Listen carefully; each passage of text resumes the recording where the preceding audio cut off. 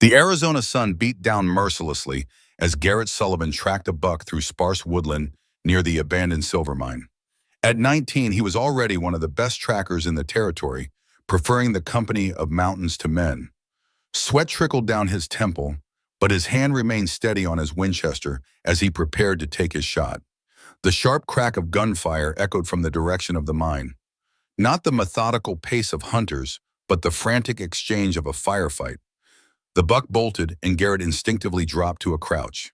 He hesitated, his mind racing. The smart move would be to return to Blackwood Ranch where he worked. Yet something pulled at him, a restlessness that had haunted him since that night 3 years ago, when flames consumed his family's homestead. The sheriff had told him it was an Apache raid. Garrett had believed it because it was easier than questioning. Another burst of gunfire jolted him back to the present. Sighing, he secured his rifle and moved toward the mine, keeping low into the trees. The collapsed entrance came into view, and what he saw made his blood run cold. A group of men, at least a dozen, surrounded a much smaller party of Apache. 3 native bodies already lay motionless on the ground. The remaining Apache, an older man and 2 younger ones, stood back to back, outnumbered and outgunned. Leading the attackers was Nathaniel Blackwood, owner of the ranch where Garrett worked. Blackwood's silver hair caught the sunlight as he gestured to his men. "I want that medicine man alive," Blackwood shouted. "The others are expendable." One of the younger Apache lunged forward with a knife, only to be cut down by multiple shots. The older Apache man, the medicine man Blackwood wanted, clutched a small leather pouch to his chest. With surprising speed for his age, he thrust the pouch into the hands of someone Garrett hadn't noticed before. A small figure partially hidden behind rocks. A young girl, maybe 11 or 12, with long black hair and terrified eyes. "Run, Kaya!" the old man shouted in accented English. "As your father commands!" The girl hesitated only a moment before darting toward the forest. Blackwood spotted her immediately. "The girl has it! Get her!" he bellowed. 2 of his men broke away, racing after the fleeing child. Without fully understanding why, Garrett found himself moving, circling through the trees to intercept the girl's path. He ran silently, hearing the crashing footsteps of the pursuers and the lighter, desperate steps of the child. Cutting through a ravine, he emerged just as the girl stumbled into a small cluster of boulders, clutching her ankle. The men's voices grew closer. "She went this way! The boss wants that pouch!" Garrett made his decision in an instant. Stepping into view, he held a finger to his lips, then pointed to a narrow opening between 2 rocks. A small cave entrance. The girl's eyes widened in fear, but when the men's voices grew louder, she crawled into the hiding place. Garrett positioned himself casually against a tree as Blackwood's men rounded the bend. "Sullivan, what are you doing out here?" the taller one, Jenkins, asked suspiciously. Garrett shrugged. "Hunting. Lost a buck when all that shooting started." "You see an Apache girl run through here? Small thing. Carrying a pouch?" Garrett gestured with his rifle toward the opposite direction. "Thought I saw something moving that way toward the creek." The men exchanged glances, then hurried off in the direction he'd indicated. Once their footsteps faded, he moved to the cave entrance and crouched down. 2 frightened eyes gleamed in the darkness. "They're gone for now," he said softly, "but they'll be back." The girl didn't move, clutching the leather pouch to her chest. Up close, Garrett could see she was thin and exhausted, her ankle swollen. "I won't hurt you," he added. "My name's Garrett." "Why, Baba, help?" She finally spoke, her English halting but clear. It was a good question, one Garrett wasn't sure he could answer. He'd been raised to fear the Apache, and after his parents' death, that fear had curdled into something darker. Yet looking at this child, he saw only another human being in danger. "Because it's right," he said simply, extending his hand. For a moment, he thought she would refuse. Then another shout echoed through the trees, closer now. The girl winced as she shifted weight on her injured ankle, then reached out and took his hand. "Kaya," she said quietly. "My name Kaya." Garrett nodded, helping her out of the cave. "Hold on tight, Kaya. We need to move fast." He lifted her onto his horse, noting with concern how light she was. Mounting behind her, he kept one arm secure around her small frame as he turned the horse away from the mine and deeper into the forest. As they rode beneath the rising moon, Kaya's small form finally surrendered to exhaustion, her head resting against his chest. Garrett looked down at her, this child who'd lost everything in a single violent afternoon, and felt something shift inside him. "You're safe now," he whispered, though he wasn't entirely sure it was true. What he did know was that in helping this girl, he had just made an enemy of the most powerful man in the territory, and something told him that whatever Nathaniel Blackwood wanted from the Apache was worth far more than silver. The cabin appeared as a dark silhouette against the star-studded sky. Garrett dismounted carefully, keeping one hand steady on Kaya, who had drifted in and out of consciousness during their journey. He carried her inside, setting her gently on the single bed pushed against the wall. The cabin was sparse but serviceable. A table and 2 chairs, a small cook stove, shelves lined with provisions. After lighting a lantern, he examined her injured ankle. When he touched it gently, she flinched but made no sound, her lips pressed into a thin line. "I need to wrap this," he said, reaching for his saddlebag. "It'll hurt, but it'll help it heal." "Your father," Garrett said carefully as he began to wrap her ankle. "The man at the mine, was he your father?" Kaya's eyes filled with tears, but still she didn't cry. She nodded once, her knuckles white where she gripped the pouch. "Makya," she said, her voice barely above a whisper. "My father. Medicine man." "I'm sorry," he said finally, securing the bandage. "I saw what happened. Why you help? White men hate Apache." The directness of her question caught him off guard. "Not all white men hate Apache," he said finally, though the words felt hollow. "What Blackwood did was wrong." "Blackwood," she repeated, testing the name. "Bad man. Want this?" She held up the leather pouch slightly.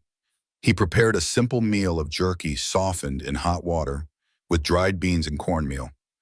Kaya ate cautiously at first, then with increasing hunger. "Where is your mother?" he asked gently. Kaya's spoon paused halfway to her mouth. "Gone. Long time. Sickness came to village. Another loss in a life already marked by too many." Garrett nodded, not pressing further.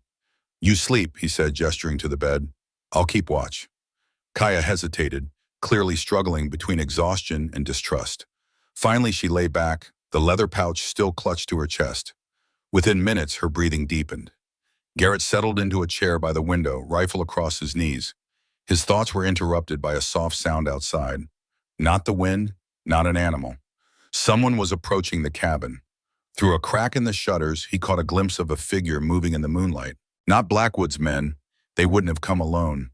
This person moved differently, with a natural ease in the wilderness. The figure approached the door and knocked softly, a deliberate pattern that seemed almost like a code. "I know you're in there," a man's voice called softly. "And I know you have the girl. I'm not here to harm either of you." Garrett remained silent, rifle trained on the door.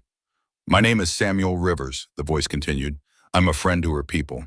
If you wanted her dead, you wouldn't have brought her here. Please, she needs my help, and you need mine." Keeping his rifle ready, Garrett unbolted the door and opened it a crack, revealing a man in his early 40s with weathered features. His appearance was unusual, dressed like a white trader, but with the high cheekbones and copper skin that suggested native heritage. "How did you find us?" Garrett demanded. Samuel Rivers' mouth quirked into a slight smile. "I've been tracking you since the mine. You ride well, but you leave tracks a child could follow." His expression sobered. "I saw what Blackwood did. I saw you save the girl. That was brave and dangerous." Against his better judgment, Garrett stepped aside, allowing the stranger to enter while keeping his rifle at the ready. Rivers moved to the bed where Kaya slept, his expression softening. He spoke a few words in Apache, and to Garrett's surprise, the girl's eyes opened immediately. Kaya gasped, then replied rapidly in her native tongue, relief flooding her features. Rivers listened intently, occasionally asking questions that made the girl glance at Garrett with new consideration.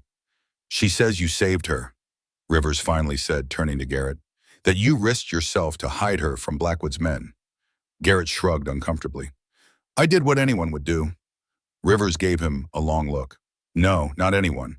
Most would have looked the other way. Or worse. You said her father sent you, but I saw him fall. Makya is alive but badly wounded.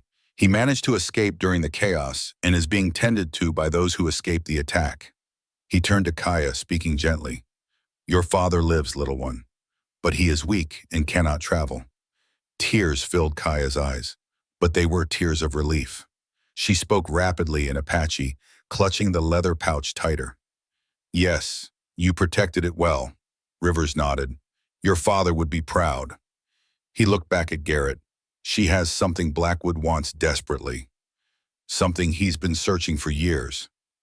The pouch, Garrett said, nodding toward it. What's in it that's worth killing for? Gold? A map to a mine? Rivers settled into a chair, his eyes serious. Nothing so simple. What Kaya carries is called Amuleto del Espiritu, the spirit amulet. It's a sacred Apache relic passed down through generations of medicine men. What does it do? Garrett asked skeptically. According to Apache belief, it allows the living to walk with the souls of others, to see their memories, feel their emotions. In the hands of a trained medicine man like Makia, it's a tool for healing and guidance. Rivers' expression darkened. In the hands of someone like Blackwood, it could be used to find every hidden treasure, every secret the Apache have protected for centuries. And Blackwood believes this magic? Blackwood has spent decades studying native artifacts and beliefs. He's not a superstitious fool. He's a calculating man who's seen enough to know there are forces in this world beyond simple understanding. Rivers leaned forward. But whether you believe in its power or not, Blackwood is willing to kill for it. That makes it dangerous enough. Kia spoke up then, her English halting but determined. Father, go to Spirit Valley. Safe place. Many Apache there. Rivers nodded. The remaining Apache are traveling to a hidden valley, a sanctuary few outsiders know exists. It's where Makia was headed when Blackwood attacked. The girl needs to reach that valley. Her father needs what she carries. Blackwood will be looking for her, for us. I can't go back to the ranch now. No, Rivers agreed, but this cabin is safe for a few days, long enough for her ankle to heal and for me to arrange safe passage. He stood, moving toward the door. I need to get word to her people that she's alive. I'll return in 3 days with supplies and news. Wait, Garrett said, rising. How do I know I can trust you? Rivers smiled slightly. You don't, but she does. He nodded toward Kaya. Yasquir. Samuel, friend of father, Kaya said slowly. Good man. Speaks with Apache. Speaks with white man. Walks between worlds. Rivers reached into his pocket and withdrew something. He spoke to Kaya in Apache, and she responded, reaching for the leather pouch and opening it carefully. From inside, she removed a small object that Garrett couldn't quite see, then accepted what Rivers offered, a simple bracelet of leather cord and beads. To Garrett's surprise, Kaya extended the bracelet to him. For protection, she said solemnly, spirits watch over you. Garrett hesitated, then accepted the gift, oddly touched by the gesture. After Rivers departed, Garrett secured the door and returned to his post by the window. Kaya was still awake, watching him. You should sleep, he told her gently. When I strong again, she said softly, already drifting towards sleep. Maybe I save you too. Garrett smiled at the innocent promise. When you grow up strong, maybe you will. He couldn't have known that his casual words would bind them together in ways neither could imagine. As Kaya fell asleep, Garrett turned his gaze to the window, watching the night while unconsciously running his fingers over the simple bracelet, a talisman against dangers both seen and unseen. The next few days fell into an unexpected rhythm. Garrett ventured out only for water and to check for signs of pursuers, while Kaya remained in the cabin. She taught him a few words in Apache, laughing softly at his clumsy pronunciation. In turn, he helped her practice English, surprised by how quickly she absorbed new vocabulary. On the third night, the dreams began in earnest. Garrett found himself running through a canyon he'd never seen, his legs moving with unfamiliar grace. The sky above was a deeper blue than he'd ever witnessed, the rock formations pulsing with colors that seemed alive. Ahead, an older man in traditional Apache dress beckoned urgently, speaking words Garrett somehow understood despite not knowing the language. Hurry, the ceremony must begin before moonrise. Garrett felt his mouth respond, but the voice that emerged wasn't his own. Yes, father, I've brought the sacred herbs. He looked down at the hands that weren't his, smaller, with a delicate strength, and realized with a shock that he was experiencing the world through Kaya's eyes. The dream shifted. Now he stood in a circle of Apache, watching as Kaya's father performed a complex ritual over a sick child. The power in his movements, the reverence of the gathered people, it all washed over Garrett with breathtaking clarity. He woke gasping, the bracelet on his wrist seeming to pulse with warmth. Across the cabin, Kaya sat up in bed, watching him with knowing eyes.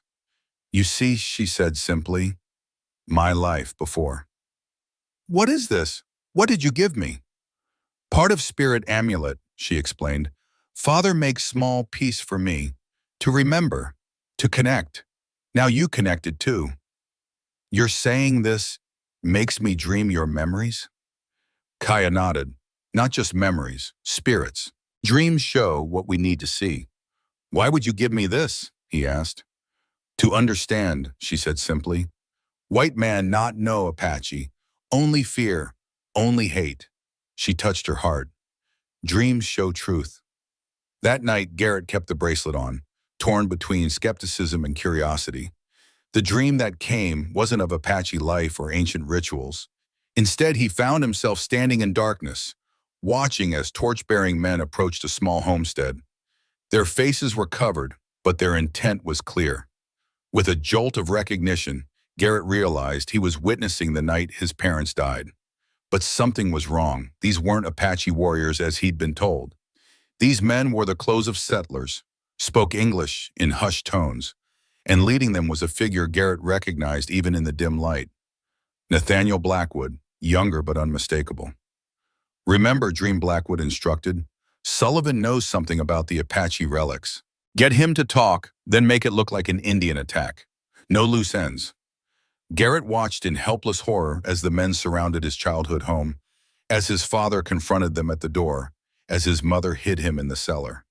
The last thing he saw before waking was his father's face, defiant even as Blackwood demanded information about the Spirit Valley and the amulet. Garrett bolted upright, a scream lodged in his throat. Moonlight streamed through the cabin window, illuminating Kaya sitting on the edge of her bed, watching him with compassion. "Garrett," Samuel whispered, his voice weakening as blood soaked through his shirt. "There's something you must know, before it's too late." Garrett leaned closer, concern etched on his features. "Save your strength, will get you to safety." "No time," Samuel insisted, gripping Garrett's wrist with surprising strength. "The amulet, use it. Let me show you one final truth." Elena and Ioka exchanged worried glances as Garrett hesitated, then nodded, placing the bracelet against Samuel's palm. "I've watched over you for years," Samuel murmured, his eyes growing distant. "Not just because I promised your father, but because you're my brother." "What?" Garrett's voice cracked with disbelief. "Half-brothers," Samuel clarified. "Your father, my father too. He loved my Apache mother before he met yours." His breathing grew labored. "I was born first, raised in my mother's village, but he acknowledged me, visited when he could." The bracelet began to glow between them, and suddenly Garrett was thrust into a memory, seeing through Samuel's eyes as a young boy of 12, watching from a distance as his father embraced a toddler Garrett, the pain and longing of a child who belonged to neither world fully. "I wanted to tell you," Samuel continued as the vision faded, "after your parents died, but you were so full of hatred for the Apache. I feared you'd reject the truth. So you watched over me all these years," Garrett said, realization dawning. "The job at Blackwood's ranch, my escape after rescuing Kaya, it wasn't coincidence." A faint smile touched Samuel's lips. "Family protects family. I promised our father." The revelation settled over Garrett like a physical weight. This man who had guided and protected him from the shadows was his own blood, a connection to the father he'd lost and to a heritage he'd never known. "Brother," Garrett said, the word strange yet right on his tongue as he clasped Samuel's hand tightly. "Not Apache kill your family," she said softly. "Blackwood." Garrett's hands trembled. "It was just a dream. It doesn't mean anything." "Spirit amulet, not lie," Kaya insisted. "Shows what heart needs to see. Truth hidden." Garrett wanted to argue, to cling to the narrative he'd lived with for 3 years. But the dream carried the unmistakable weight of truth, filling in gaps he'd never questioned. Why his father, who'd occasionally traded with the Apache, would be targeted for a random raid. Why the sheriff had seemed so eager to blame natives without investigating thoroughly. He whispered. Why would Blackwood kill my parents? Your father know about Spirit Valley, about Amulet, like my father. If the dream was real, if Blackwood had murdered his family, then everything Garrett had believed for 3 years was a lie. The hatred he'd nursed for the Apache, the comfort he'd taken in having someone to blame, all built on falsehood. I need to know more, he said finally, his voice hardening with resolve. I need to know why my parents died. The dawn of the fourth day brought Samuel Rivers back to the cabin. You're both still here, good. He placed a bundle on the table. Food, medicine for her ankle, and news, some good, some troubling. Her father? Alive and recovering. He reached the outer edge of Spirit Valley with the others who escaped. But his wounds are serious. He needs the amulet's power to fully heal. What's the troubling news? Garrett asked. Blackwood has put a bounty on both your heads. $200 for the girl, alive and unharmed, $100 for you, dead or alive. He's claiming you kidnapped her from a peaceful trading party. Garrett cursed under his breath. $200 would draw every bounty hunter in the territory. We need to move, he said decisively. Agreed, but there's more. Blackwood has brought in professional trackers and gunmen from Tucson. He's determined to find the amulet. That night, Garrett dreamed again, but not of his parents or Kaya's memories. Instead, he found himself walking through an elegant house he'd never seen, trailing behind a woman with long dark hair. She entered a study where Nathaniel Blackwood sat at a desk covered in maps and artifacts. The dream was vivid enough that Garrett could read the date on a newspaper. February 1878, 7 years ago. Elena should be asleep by now, Blackwood said without looking up. Did you check on her? Our daughter sleeps peacefully, the woman replied, her accent suggesting Hispanic or native heritage. But I did not come to discuss Elena. Then why are you here, Maria? I'm rather busy. I know what you seek in the Apache lands, she said. The amulet, the valley, these things are not meant for men like you. Men like me? Men who build empires, who bring civilization to this wilderness? Or do you mean white men, my dear wife? The contempt in his voice made the woman flinch slightly. I mean men whose hearts are ruled by greed. The spirits do not yield their secrets to such men. Superstitious nonsense, Blackwood scoffed, though something in his eyes belied his dismissive tone. Then why do you want them so desperately? Maria challenged. Why do you send men to threaten and kill for mere superstition? Blackwood rose, his movement menacing. Be careful, Maria, you forget your place. My place? I am the daughter of two worlds, Nathaniel. I know things your books and maps can never tell you. She leaned forward. I know you will never find what you seek. The spirits have shown me. Blackwood grabbed Maria's wrist with bruising force. What have you done? Have you betrayed me to your mother's people? The dream began to blur. The last thing Garrett saw was Maria pulling free, backing toward the door. Our daughter will be your downfall, Nathaniel. Elena carries the blood of both worlds, and what day she will choose. Garrett jerked awake, the dream dissolving into the pre-dusk shadows. Bad dreams? Rivers asked, noting his disorientation. Strange ones. I saw Blackwood with a woman, his wife, I think. Maria. Rivers went very still. Maria Blackwood has been dead for 7 years. I know. The dream was from 1878. Garrett touched the bracelet. She was warning him about the amulet and the valley. She mentioned their daughter, Elena. Maria was half Apache. Her marriage to Blackwood was complicated. She died of illness, didn't she? Rivers' expression darkened. That's the official story. The implication hung in the air, adding another layer to Blackwood's crimes. Garrett thought of the daughter, Elena, who carried both bloodlines and would one day have to choose. They left at dusk, traveling by night to avoid detection. The second night of their journey brought clouds that obscured the moon, forcing them to move slowly across increasingly rugged terrain. Rivers led them through narrow passes and dry creek beds, his knowledge of the land uncanny in the darkness. How much farther? Garrett asked when they paused near a small spring. One more night's ride, Rivers replied. But the last stretch is the most dangerous. The approaches to the valley are watched by Apache sentinels. Kaya, who had been quietly filling her water skin, suddenly went still. She turned her head, listening intently, then whispered something urgent in Apache. Rivers tensed. Riders, he translated, coming fast from the west. Blackwoods men? Most likely. Too many by the sound. We can't outrun them with the girl's horse. Garrett made a swift decision. There's a box canyon about half a mile east. Narrow entrance, high walls, defensible. They reached it just as the distant riders' sounds grew louder.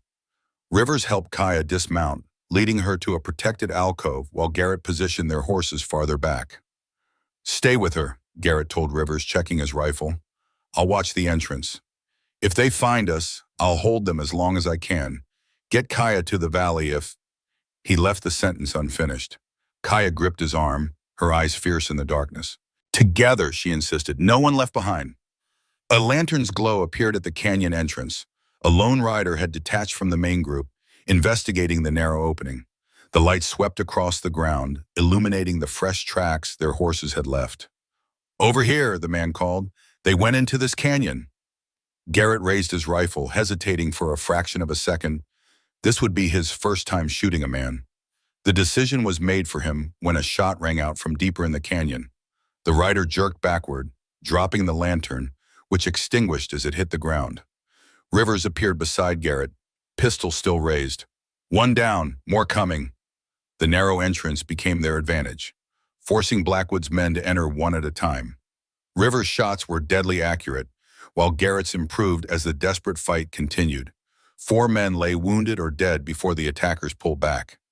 Sullivan, Jenkins called from beyond the canyon entrance. We know you're in there with the girl. Blackwood wants her alive, but he didn't say anything about you being in one piece. A tense silence fell. Then from deeper in the canyon came a sound that raised the hair on Garrett's neck. Kaya's voice, singing softly in Apache, a melody that seemed to rise and fall like wind through canyon walls. What is she doing? Garrett whispered urgently, praying, calling to the spirits. As the singing continued, the night seemed to deepen. Clouds that had been scudding across the sky suddenly thickened, plunging the landscape into absolute darkness. A wind rose from nowhere, carrying the girl's voice outward, distorting it into something otherworldly that echoed off the canyon walls. What is that? What's happening? One of Blackwood's men shouted in alarm. The wind intensified, howling through the narrow canyon entrance with unnatural force. Dust and sand swirled in the darkness, creating ghostly forms that seemed to dance and reach with spectral fingers. Spirits, one of the men cried. The Apache witch is calling spirits. Horses panicked, their frightened neighs adding to the cacophony. Through the chaos, Garrett could hear Jenkins shouting orders, trying to maintain control, but the superstitious fear had taken hold. Fall back, Jenkins finally commanded. We'll return at daylight. The sound of retreating hoofbeats gradually faded, leaving only the howling wind and Kaya's haunting song.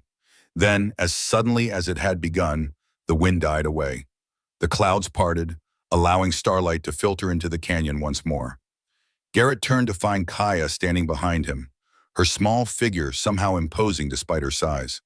Her eyes seemed to glow with reflected starlight, and for a moment he could believe she had indeed summoned spirits to their aid. They gone, she said simply. For now. Rivers checked the fallen men at the canyon entrance, confirming 2 dead, 2 badly wounded but alive. We need to move now while Blackwood's men are regrouping. How? They'll be watching the canyon entrance. Rivers smiled slightly. The canyon has another exit, a narrow path up the back wall, difficult for horses, but not impossible. Once clear of the canyon, they rode hard through the night, putting as much distance as possible between themselves and Blackwood's men. Dawn found them in a dense forest of ponderosa pine, the terrain having risen steadily into the mountains that bordered Apache territory. By midday, Garrett became aware of a prickling sensation at the back of his neck, the unmistakable feeling of being observed. We are in their territory now, Rivers confirmed quietly. They've been tracking us for the past hour. Kaya straightened in her saddle, scanning the forest eagerly. Suddenly, she called out in Apache, a greeting. For a moment, there was only silence. Then, like shadows materializing from the forest itself, three Apache warriors appeared on the trail ahead. Their faces were painted for war, their weapons held ready. Rivers dismounted slowly, hands held open. He spoke in Apache, gesturing to Kaya, who slid from her horse and stepped forward. The lead warrior's stern expression softened as he recognized the child. He knelt to Kaya's level, placing a hand gently on her head as she spoke rapidly, gesturing frequently toward Garrett. Finally, the warrior stood and addressed Rivers in Apache. He says Makia has been calling for his daughter. They will escort us to the valley entrance, Rivers translated. He also says the white man may enter, but his fate will be decided by the elders. Garrett dismounted, meeting the warrior's evaluating gaze. He unstrapped his rifle and handed it to Rivers in a gesture of trust, keeping only his hunting knife. The Apache warrior observed this, then nodded once, acknowledging Garrett's willingness to enter their territory unarmed. He spoke again to Rivers. He says we must be blindfolded for the final approach to the valley entrance. Only those born of Apache blood may know the true path. As the blindfold was secured around his eyes, Garrett felt Kaya's small hand slip into his, a gesture of solidarity that spoke volumes. Whatever awaited him in the Spirit Valley, he would face it knowing he had done the right thing in saving this child, in helping her return to her people. Darkness enveloped him as they continued their journey, led now by those who knew the secret paths to the last sanctuary of a people fighting for survival in a changing world. And somewhere ahead, beyond the winding trail and hidden entrance, lay answers to questions that had haunted him for 3 years, answers that might finally bring peace to his restless spirit. Morning light filtered through the windows of Garrett Sullivan's ranch house, casting long shadows across the sturdy wooden floor. At 26, he bore little resemblance to the unsettled young man who had worked Blackwood's ranch 7 years earlier. His frame had filled out, his face weathered by sun and wind into something more resolute. Only his eyes remained unchanged, alert, observant, carrying memories few would understand. He stood on the porch, coffee mug in hand, surveying the modest spread he'd built over the years. Not large by Arizona standards, but it was his. 40 acres of decent grazing land with a year-round stream, a small herd of cattle, and the freedom he'd craved since childhood. Most importantly, it was remote enough that visitors were rare and neighbors distant, the way Garrett preferred it. A spotted horse approached from the eastern trail, the rider's familiar silhouette bringing a rare smile to Garrett's face. Samuel Rivers dismounted with the easy grace that belied his advancing years, securing his horse before climbing the porch steps. "You're earlier than expected," Garrett said, pouring a second cup of coffee. "News doesn't wait on convenience," Rivers replied, accepting the offered cup. "Blackwood's on the move again." Garrett's expression darkened. "What kind of move?" "He's organizing a major hunting expedition, claiming they're after mountain lions that have been taking cattle." Rivers took a careful sip. "But his men have been asking questions about Apache movements, offering bounties for information. It's been quiet for years. Why now?" Rivers looked out over the ranch, his weathered face revealing nothing. "Word is his daughter has returned from back east.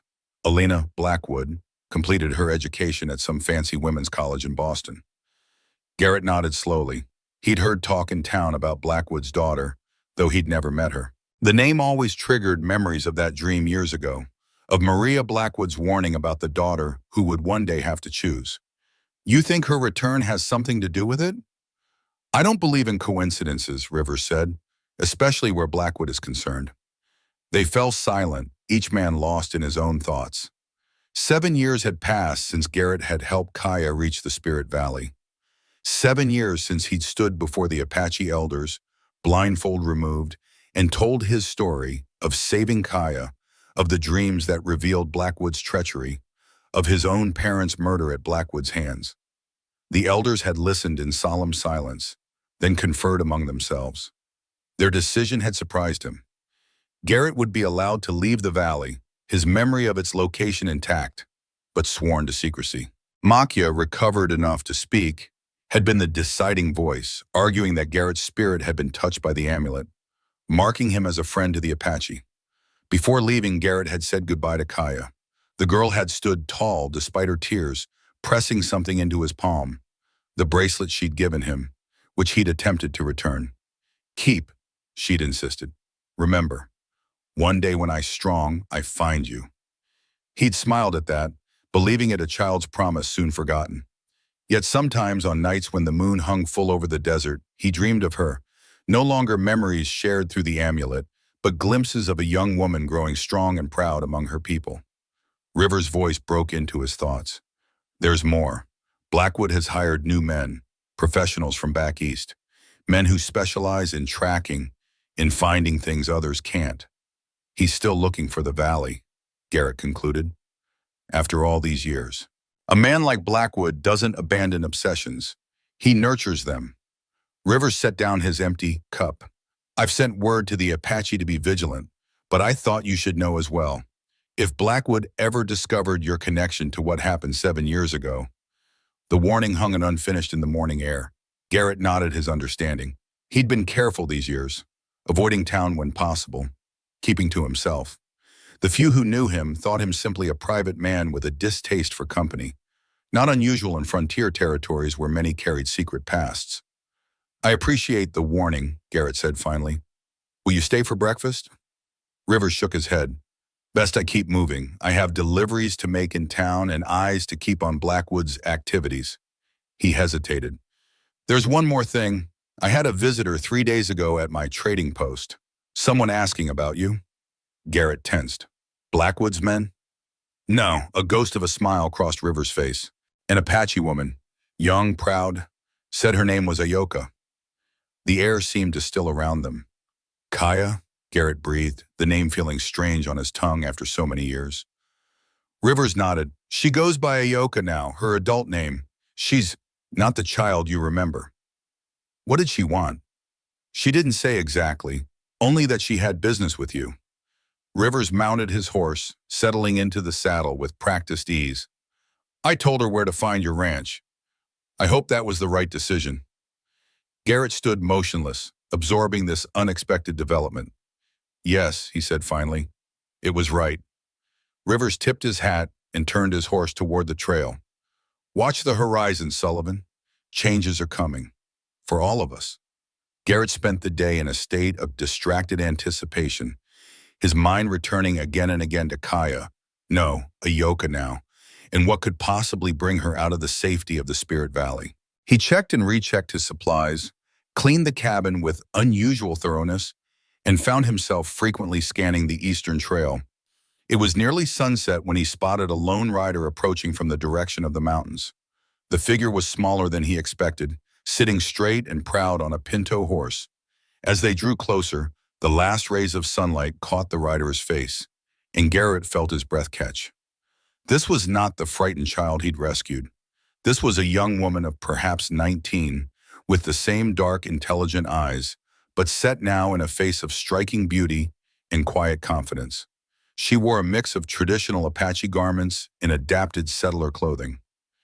Practical riding clothes with subtle beadwork and decoration that spoke of her heritage without announcing it to strangers. Garrett stepped off the porch as she dismounted, uncertain of the proper greeting. 7 years stretched between them like a vast canyon. Were they still the allies who had faced danger together, or had time made them strangers? She solved his dilemma by speaking first, her English now clear and confident with only the faintest accent. Garrett Sullivan, she said, her voice lower than he remembered, musical in the evening air. It has been a long time. Kaya, he began, then corrected himself. Ayoka, Rivers told me you might come. A smile touched her lips. You remembered. Not everyone does. Did you come alone, he asked, scanning the tree line reflexively. Even after years away from Blackwood's service, old habits of vigilance remained. My cousin Dakota traveled with me to the edge of your land, she replied. He's the best tracker and warrior among our people now. He waits at the ridge until I signal it's safe. Her expression softened with pride. He was only 12 when you brought me to the valley. Now he's my father's most trusted protector, and mine, though I tell him I need no protection. Garrett nodded, understanding the unspoken message. Ayoka might trust him, but her people remain cautious, as they should be. An awkward silence fell between them. Garrett gestured toward the house. You must be tired from your journey. Please come inside. He took her horse to the small stable, giving himself time to collect his thoughts. When he returned to the house, Ayoka stood examining the few personal items on his mantelpiece. A carved wooden horse his father had made, a weathered book of Irish poetry that had been his mother's, and the bracelet she had given him 7 years ago, carefully preserved in a small wooden box. "You kept it," she said softly, touching the box without opening it. "It seemed important to keep it safe," Garrett replied, moving to start a fire against the evening chill. "Why are you here, Ayoka? It must be something significant to bring you out of the valley." She turned to face him, her expression grave. "My father is dying." The simple statement hung in the air between them. Garrett recalled the dignified medicine man he had met briefly 7 years ago. A man recovering from wounds but still possessing a powerful presence. A man who had spoken for him when the elders might have decided otherwise. "I'm sorry," he said sincerely. "Is there nothing your healers can do?" Ayoka shook her head. "His time comes, as it must for all. But before he joins the ancestors, he has unfinished business." She met Garrett's gaze directly. "With you." "Me? I don't understand." "The dreams you had of your parents' death, of Blackwood's treachery, they were only the beginning. My father believes you were shown those truths for a reason." She moved closer, her presence carrying an intensity that seemed to charge the air between them. "The amulet chose you, Garrett Sullivan. And now my father would speak with you one last time to complete what was started 7 years ago." Garrett stared at her, caught off guard by the unexpected purpose of her visit. "You want me to return to the valley? That's a dangerous journey. Especially now, River says Blackwood is on the move again." "Yes," Ayoka confirmed grimly.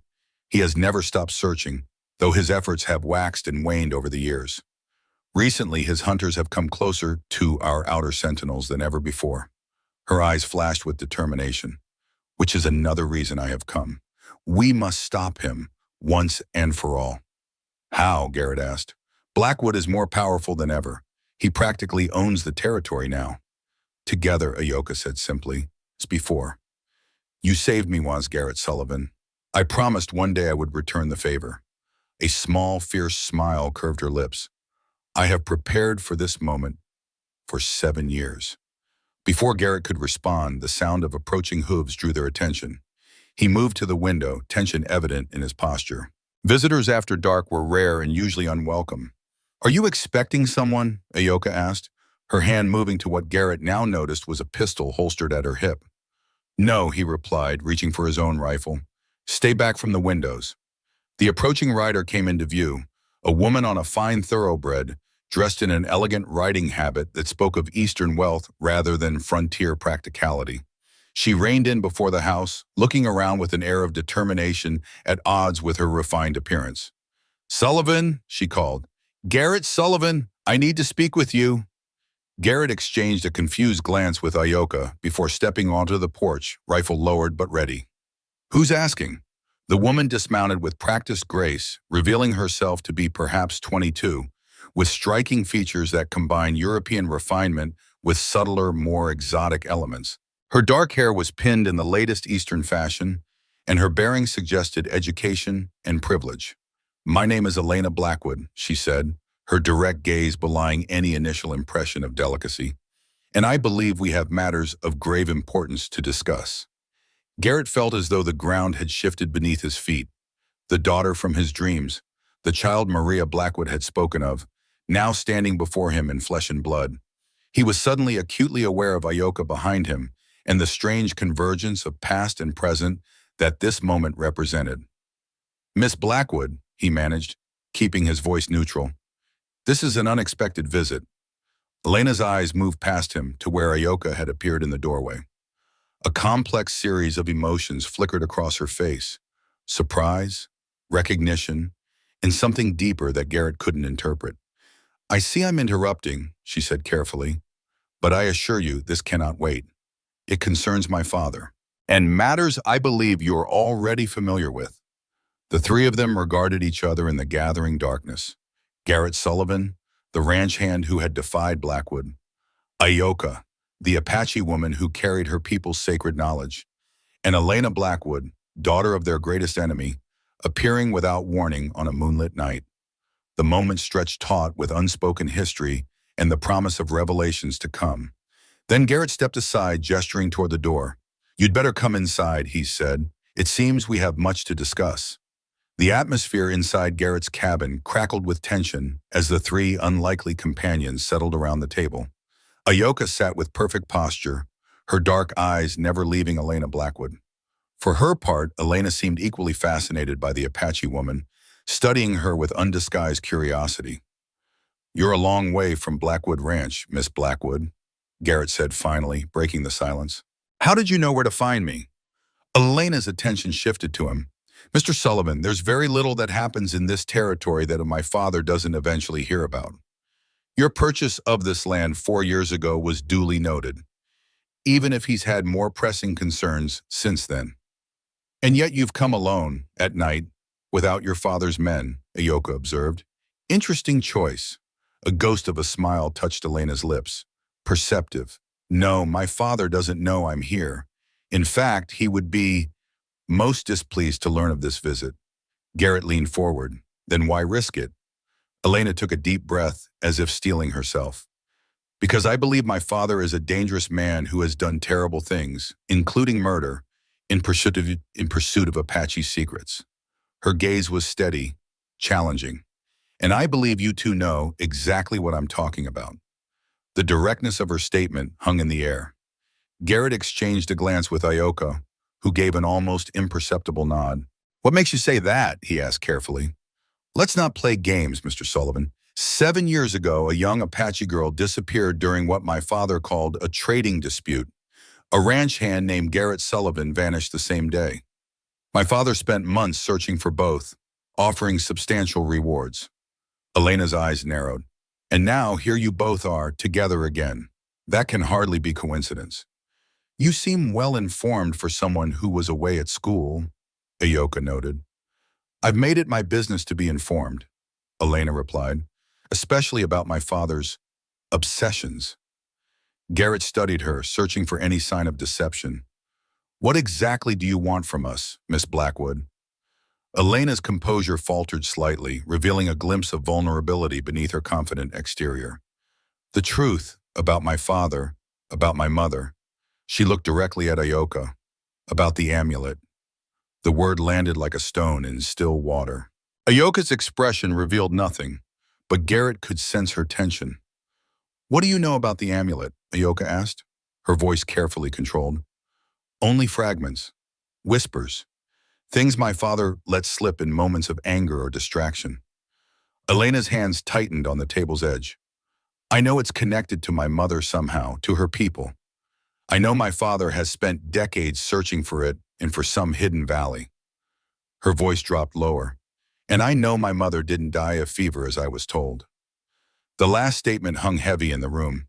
Garrett thought of his dream of Maria Blackwood, her confrontation with her husband, her warnings about the amulet.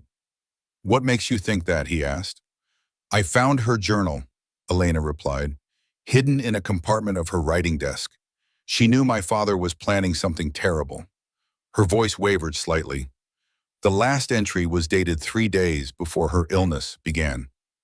Ayoka and Garrett exchanged a long look. Finally, Ayoka spoke. "Your mother was half Apache," she said simply, "daughter of a chief's sister who married a Mexican trader. She was raised in both worlds, educated in Santa Fe, and caught your father's eye when he was establishing his ranch." Elena nodded slowly, as if confirming something she'd long suspected.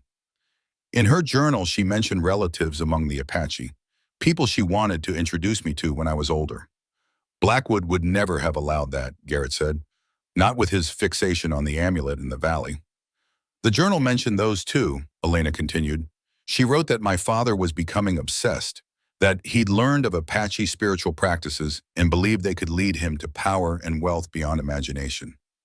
She hesitated. She was frightened of what he might do.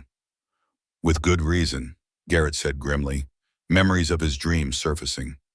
"Your mother confronted him, didn't she, about his plans?" Elena's eyes widened. "How could you know that?"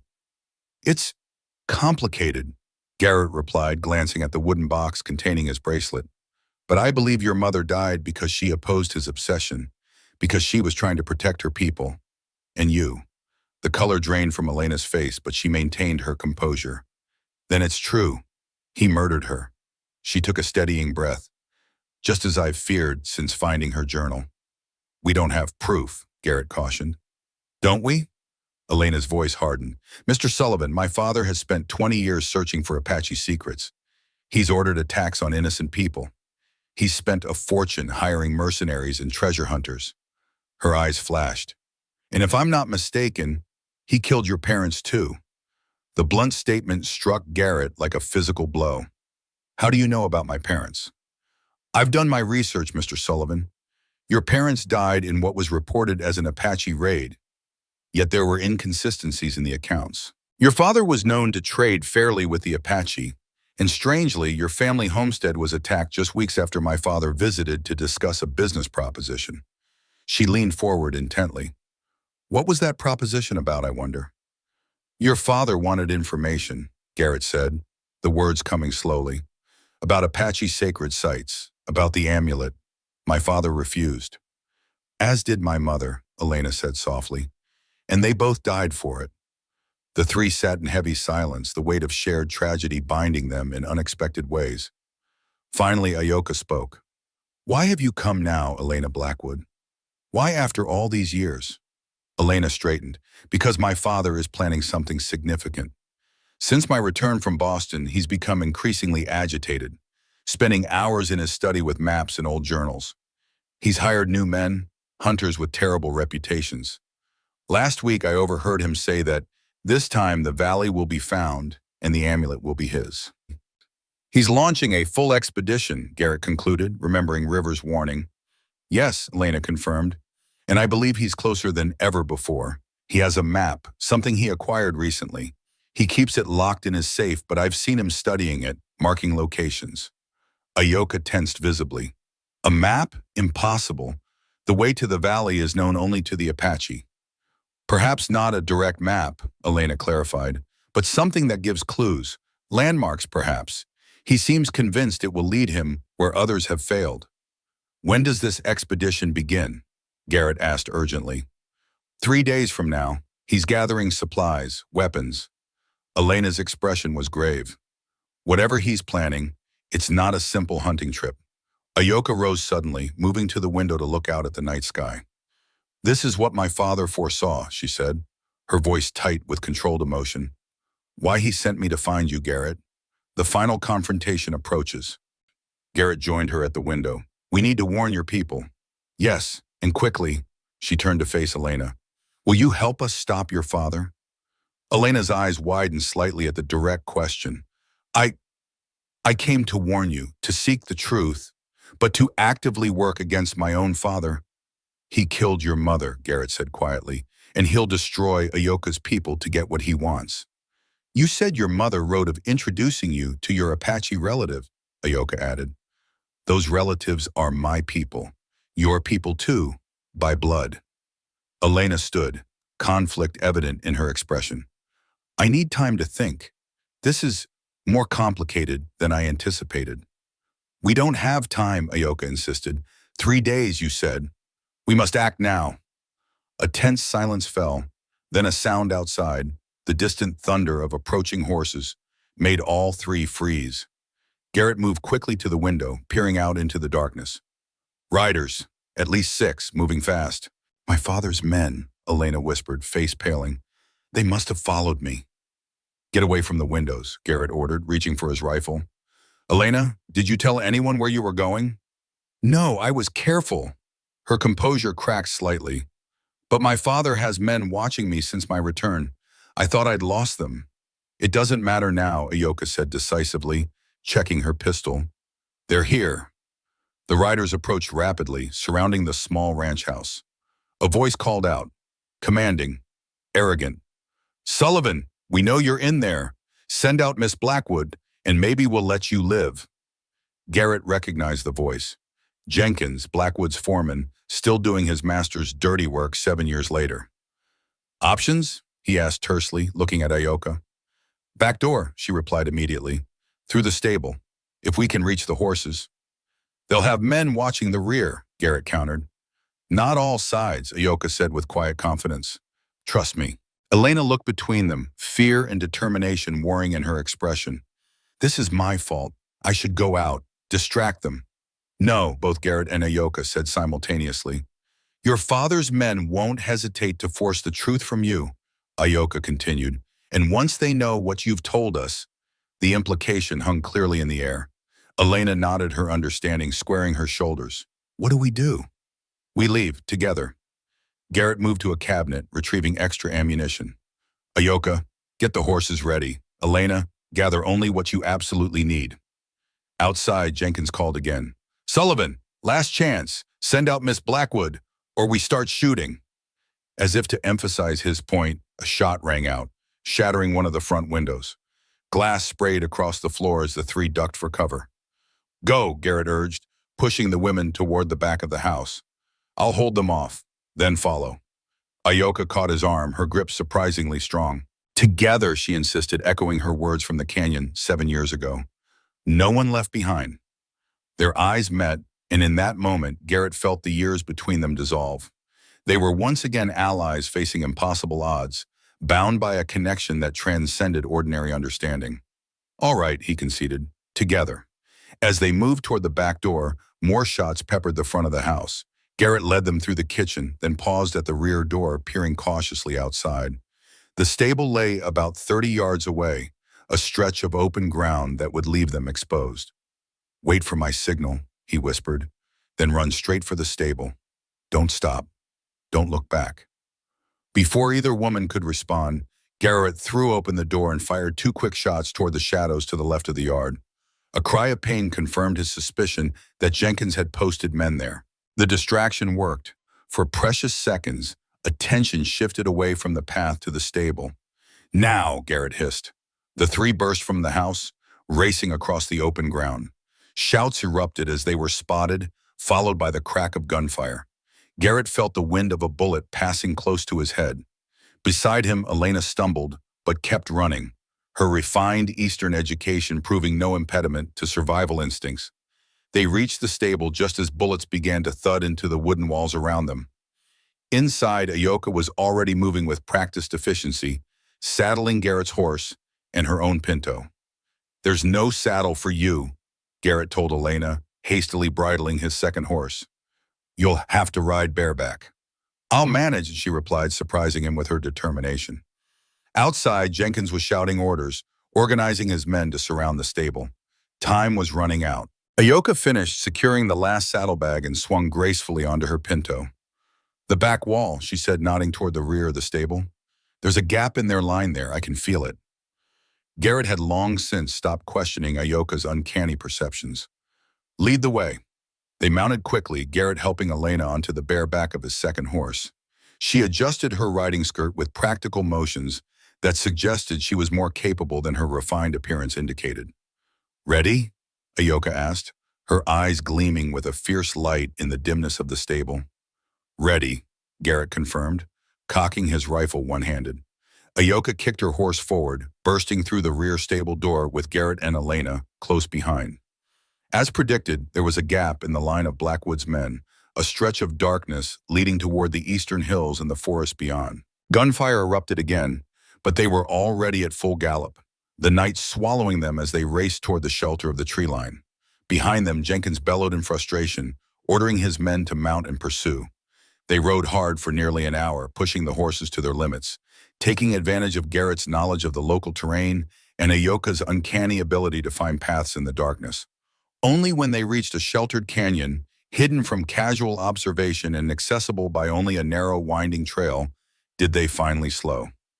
We should be safe here for the night, Garrett said, dismounting and helping an exhausted Elena down. They won't risk these trails in the dark. At dawn, they'll pick up our trail, Ayoka observed, already gathering wood for a small, sheltered fire. We should be gone before first light.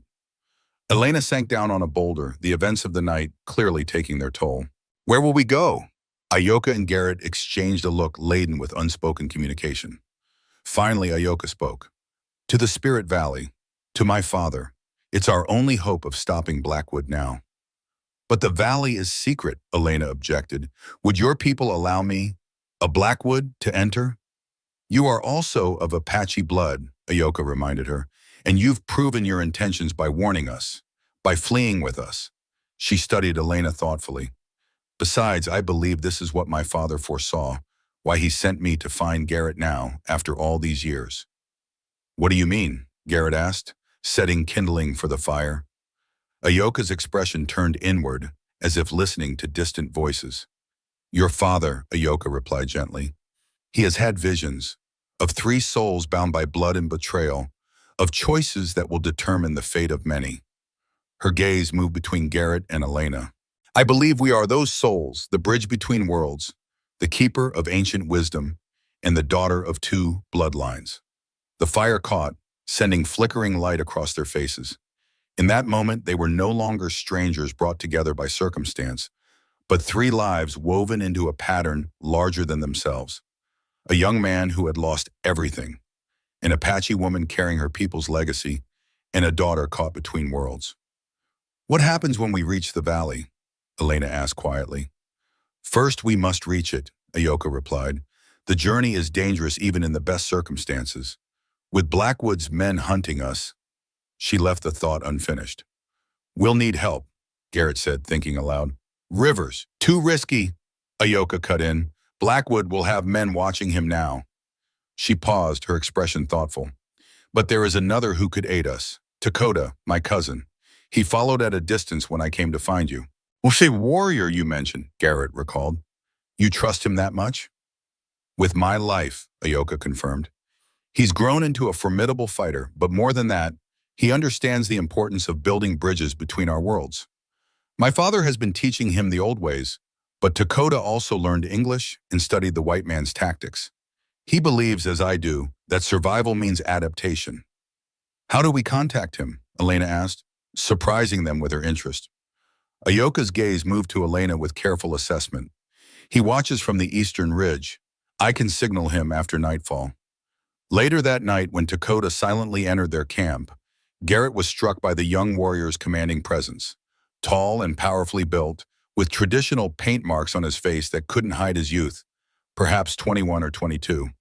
His eyes held the same intelligence Garrett recognized in Ayoka, but with a warrior's edge of calculation.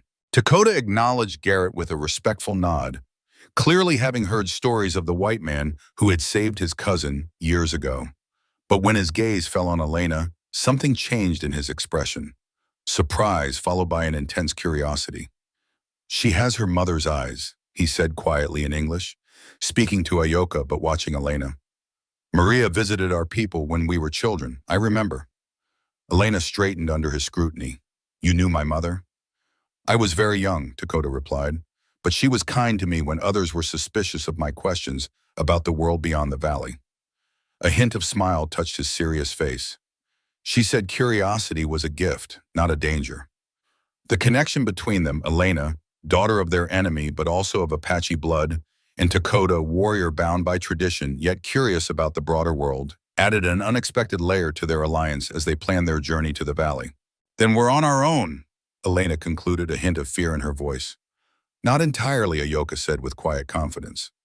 She reached into her saddlebag and withdrew a small leather pouch that Garrett recognized immediately, the container for the spirit amulet. We have guidance that Blackwood does not. She opened the pouch carefully, revealing a circular object made of intricately carved stone adorned with symbols Garrett didn't recognize. At its center was an inset piece of polished turquoise that seemed to capture and amplify the firelight. The amulet, Elena breathed, leaning forward. It's beautiful. And dangerous in the wrong hands, Ayoka cautioned. For generations, it has guided my people, connected us to the spirit world, shown us paths hidden from ordinary sight. And now it will guide us to the valley? Garrett asked. It will guide us to where we need to be, Ayoka corrected gently. The spirits don't always show the most direct path, but they show the right one. She held the amulet in her palm, closing her eyes in concentration. For several long moments, nothing happened. Then slowly the turquoise center began to glow with a light that couldn't be explained by the fire's reflection. A soft, pulsing blue that cast strange shadows on Ayoka's face. Elena gasped softly. Garrett felt the bracelet on his wrist grow warm, responding to the amulet's power. Memories of his dreams 7 years ago surfaced. The vivid experiences of Kaya's life, the revelations about his parents' death, the glimpse of Maria Blackwood's confrontation with her husband. Ayoka's eyes open, somehow reflecting the turquoise glow. Northwest, she said with certainty. Through the high country, not the direct path to the valley, but the one we must take. Why that way? Garrett questioned. It's rougher terrain, more exposed. Because someone waits for us there, Ayoka replied, her voice distant. Someone who will help us reach the valley. Who? Elena asked, clearly struggling to accept the mystical display she just witnessed. Ayoka carefully returned the amulet to its pouch, the glow fading. I don't know. The spirits show the path, not always what lies along it. She looked at Garrett. Do you trust me? The question carried weight beyond the immediate decision about their road. It was about faith in things that couldn't be explained by rational understanding, about the connection they had shared all those years ago and that somehow persisted despite time and distance. Yes, Garrett said without hesitation. I trust you. Elena looked between them, sensing the depth of history her presence intruded upon. I've committed to this path, she said finally. I'll follow where you lead. As the fire burned down to embers, they prepared for a few hours' rest before the dawn journey. Garrett took first watch, rifle across his knees, scanning the darkness beyond their small haven. Across the camp, Dakota helped Elena adjust her makeshift bedroll, his movements betraying an unexpected gentleness for a warrior. You ride well for someone raised in eastern cities, he observed quietly. Elena looked surprised at the comment. My father insisted, one of the few connections to this land he allowed me. She hesitated. Did you really know my mother? Dakota nodded, settling nearby. She visited our valley twice. The second time, she brought medicines during a fever that struck many children, including me. His voice softened with memory. She sang Apache healing songs while tending the sick. Your father never knew she remembered them. All these years, Elena whispered, parts of her life hidden from me. Yet her blood speaks in you, Dakota replied. You chose to warn Ayoka and Sullivan. You stand against your father. These are not small things. The respect in his voice seemed to steady Elena. Watching them from his post, Garrett recognized something forming between them. Not merely alliance, but understanding. Two people caught between worlds, each making difficult choices about heritage and loyalty. Later, when Dakota relieved him for the second watch, Garrett noticed the young warrior positioning himself protectively between Elena's sleeping form and the dark forest beyond. A small gesture that spoke volumes about the connections forming within their unlikely group. Ayoka approached, settling beside him with the fluid grace that characterized her movements. For a time, they sat in companionable silence, the years between them collapsing into insignificance. I kept my promise, she said finally, her voice soft in the night. To grow strong, to return. Garrett nodded, remembering the child who had clung to him as they fled Blackwood's men. The solemn eyes that had looked up at him in trust and determination. You've changed so much, grown into someone remarkable. A smile touched her lips. Not so much changed as become who I was always meant to be. She glanced to where Elena slept, wrapped in a blanket near the dying fire. As she may yet become, if she chooses. Do you think she will? Garrett asked. Choose her mother's people over her father's world? The choice is rarely so simple, Ayoka replied. I walk in two worlds, Apache ways and the knowledge of white men. Elena must find her own balance. She turned to face him directly. As must you, Garrett Sullivan. Me? You've lived alone these 7 years between worlds, no longer part of white society, yet not among my people either. Her gaze was penetrating. The dreams changed you, didn't they? Made it impossible to return to the life you knew before. Garrett looked away, uncomfortable with her perception. It was true. After experiencing the Apache world through the amulet's power, after learning the truth about his parents' death, he'd found it impossible to slot back into frontier society. He'd built this ranch not just for independence, but for isolation. A place where he wouldn't have to pretend, where memories both his and not his could coexist in peace. The dreams stopped, he said instead of answering directly, after I left the valley. Did they? Ayoka asked softly. Or did they change form? Garrett hesitated. There had been dreams over the years, not the vivid sharing of memories through the amulet, but something subtler. Glimpses of Apache life, of a young woman growing from child to adult, of ceremonies by firelight. He'd attributed them to imagination, to memories of what he'd experienced through the bracelet. I sometimes dreamed of the valley, he admitted. Of you. Ayoka nodded, unsurprised. And I of you. The connection remains, Garrett Sullivan, though distance and time stretched it thin. She touched his wrist where the bracelet lay beneath his sleeve. The spirits bound us for a purpose, one that now unfolds. The touch of her hand sent a current of warmth up his arm, a sensation both familiar and new. Looking at her in the fading firelight, Garrett was struck by how completely she had transformed from the frightened child he'd rescued. Now she projected a quiet power, a certainty of purpose that both attracted and intimidated him. When this is over, he found himself asking, will you return to the valley? That depends, she replied, her eyes holding his, on what choices are made in the days to come, by all of us.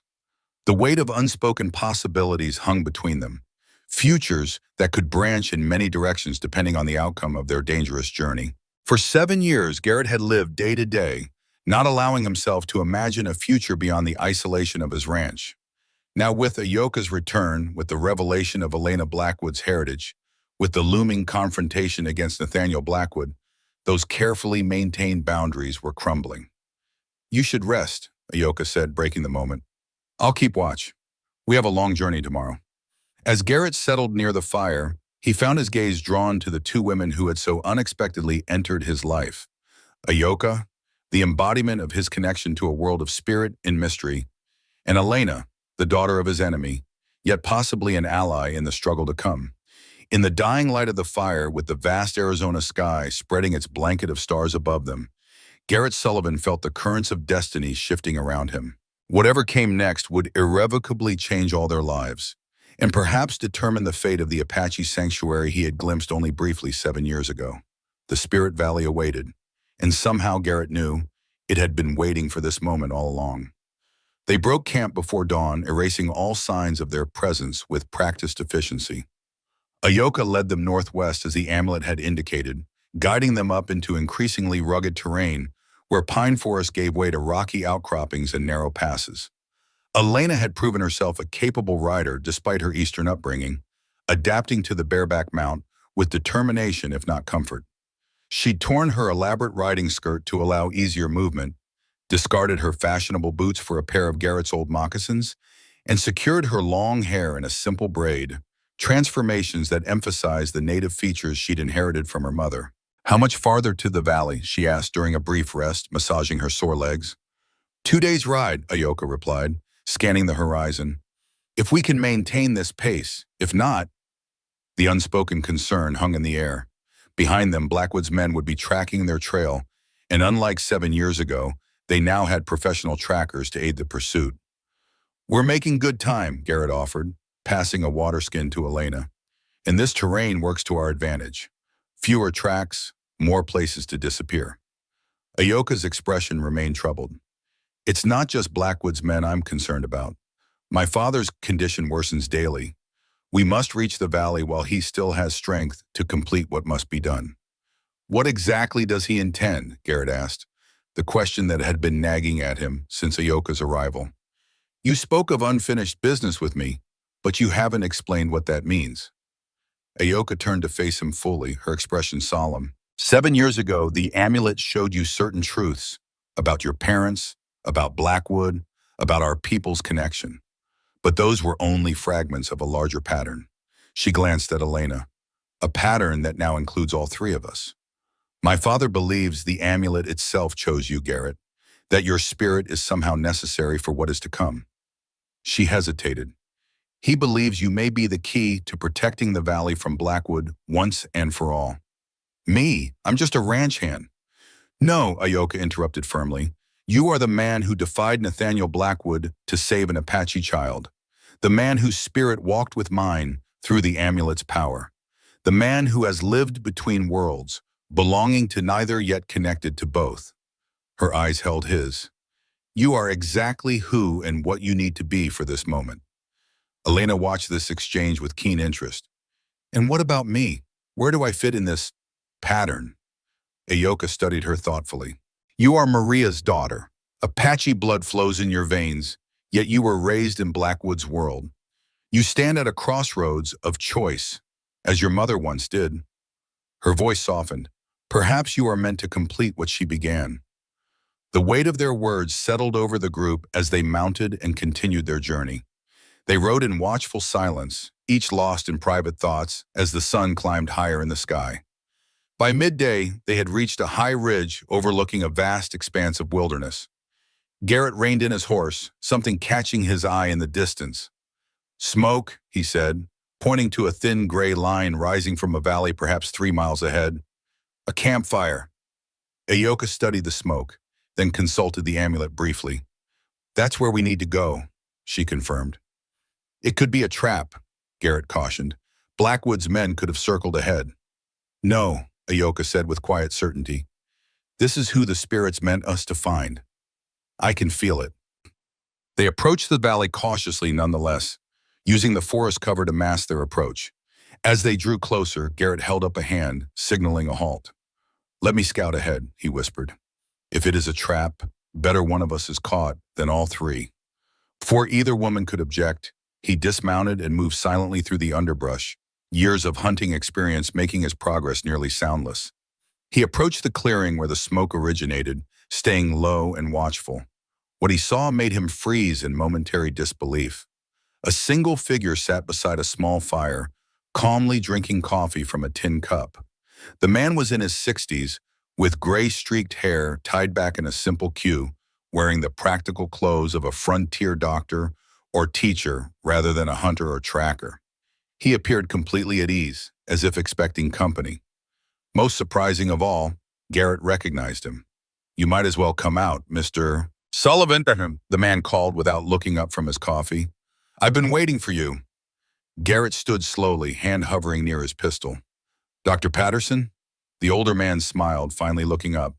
It's been some time, hasn't it? 7 years, I believe, since I tended that arrow wound in your shoulder at Fort Benton. What are you doing here? Garrett asked, struggling to reconcile the presence of the fort's doctor in this remote location. Waiting for you, Patterson replied simply. And your companions. Please invite them to join us. The coffee's fresh, and I imagine Miss Blackwood could use a rest from riding bareback. The casual mention of Elena's name sent a chill through Garrett. How do you know? All in good time, Patterson interrupted, gesturing to the space beside the fire. Please sit. Your Apache friend already knows who I am, even if you don't. Thoroughly unsettled, Garrett nevertheless signaled for the women to approach. They emerged from the trees, Ayoka leading with the confidence of someone confirming an expectation, Elena following with visible apprehension.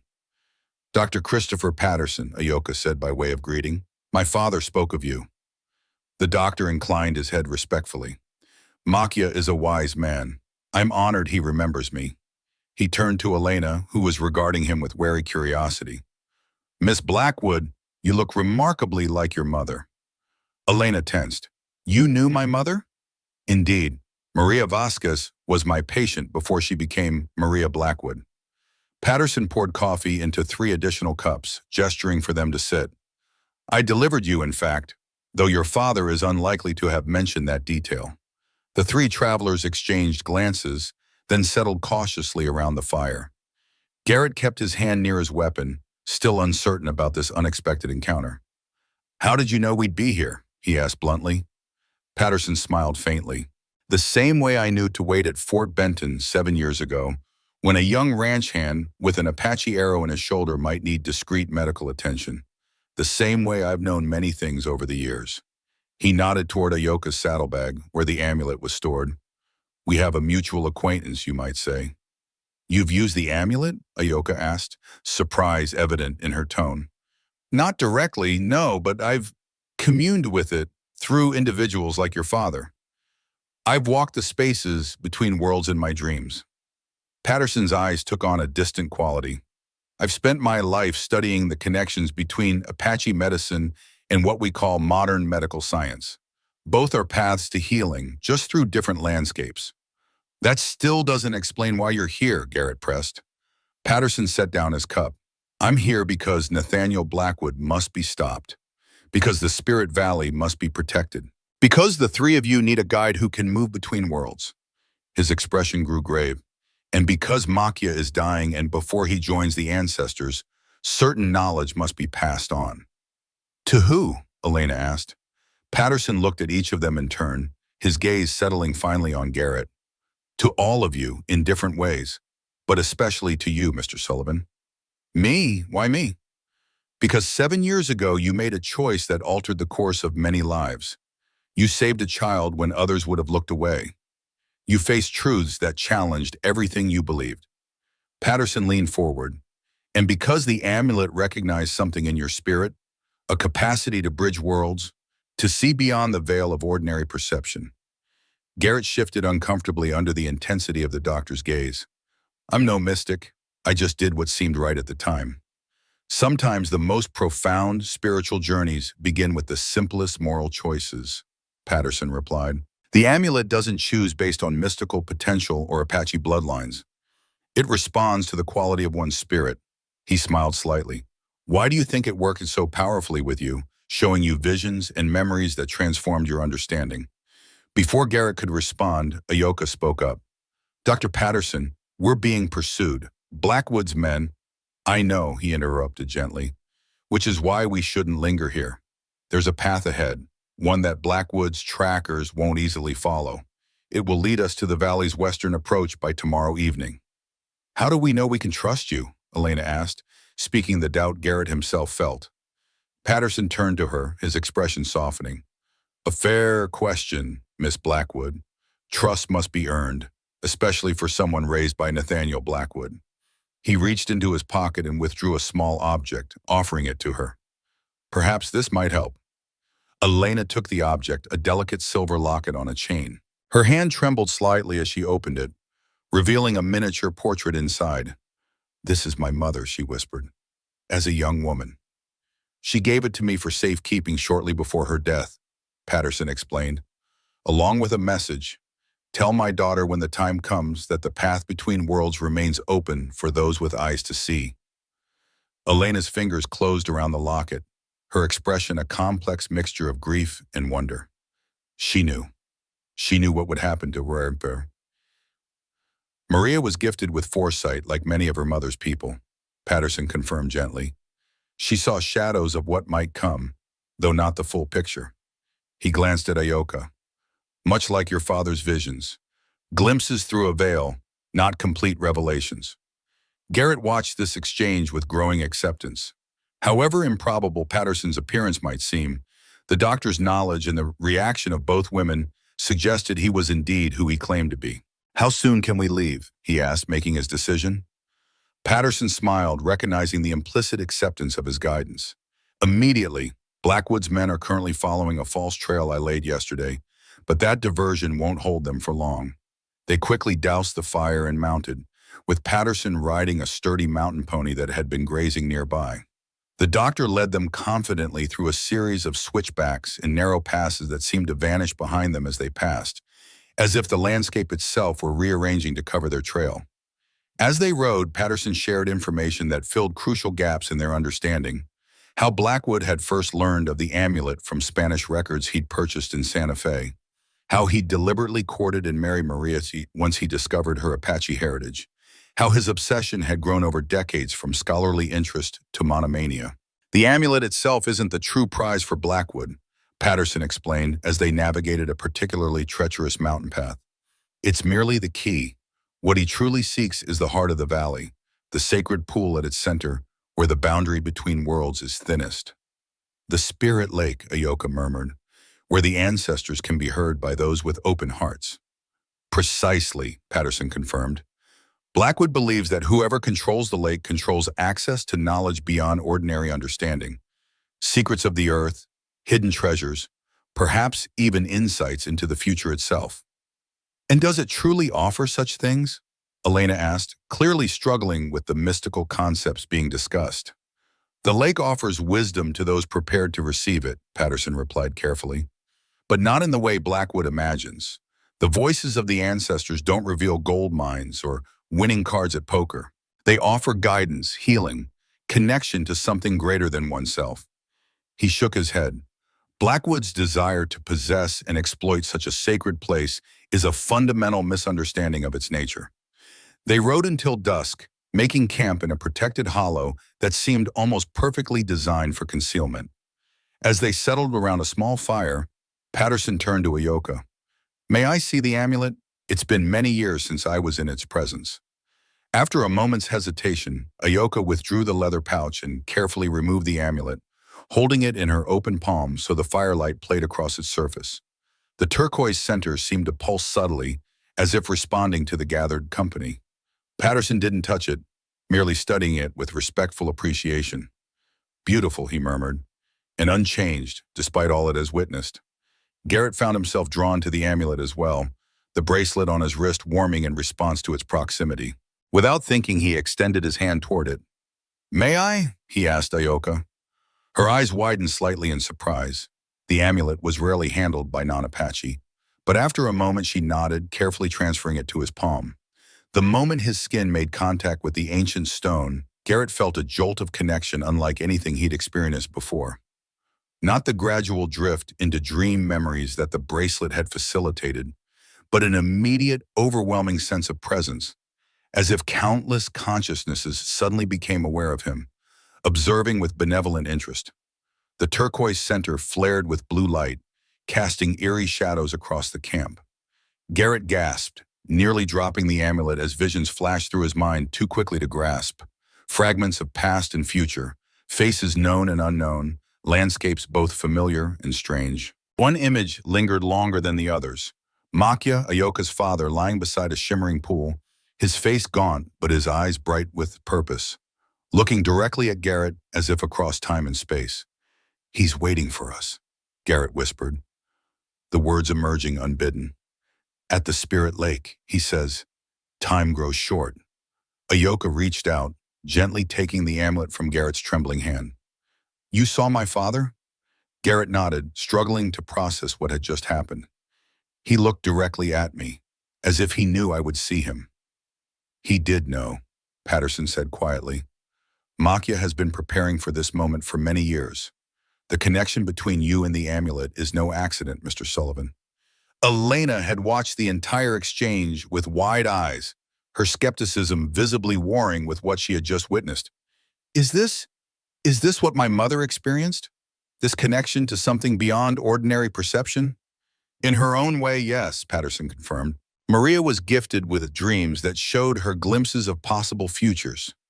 It was both blessing and burden, to see what might come, yet be unable to fully prevent it. The conversation continued long into the night, each revelation building upon the last, creating a tapestry of connection and purpose that seemed to transcend the immediate dangers they faced. By the time they settled for sleep, with Patterson taking first watch, a sense of inevitability had settled over the group, a feeling that they were moving toward a convergence long foreseen.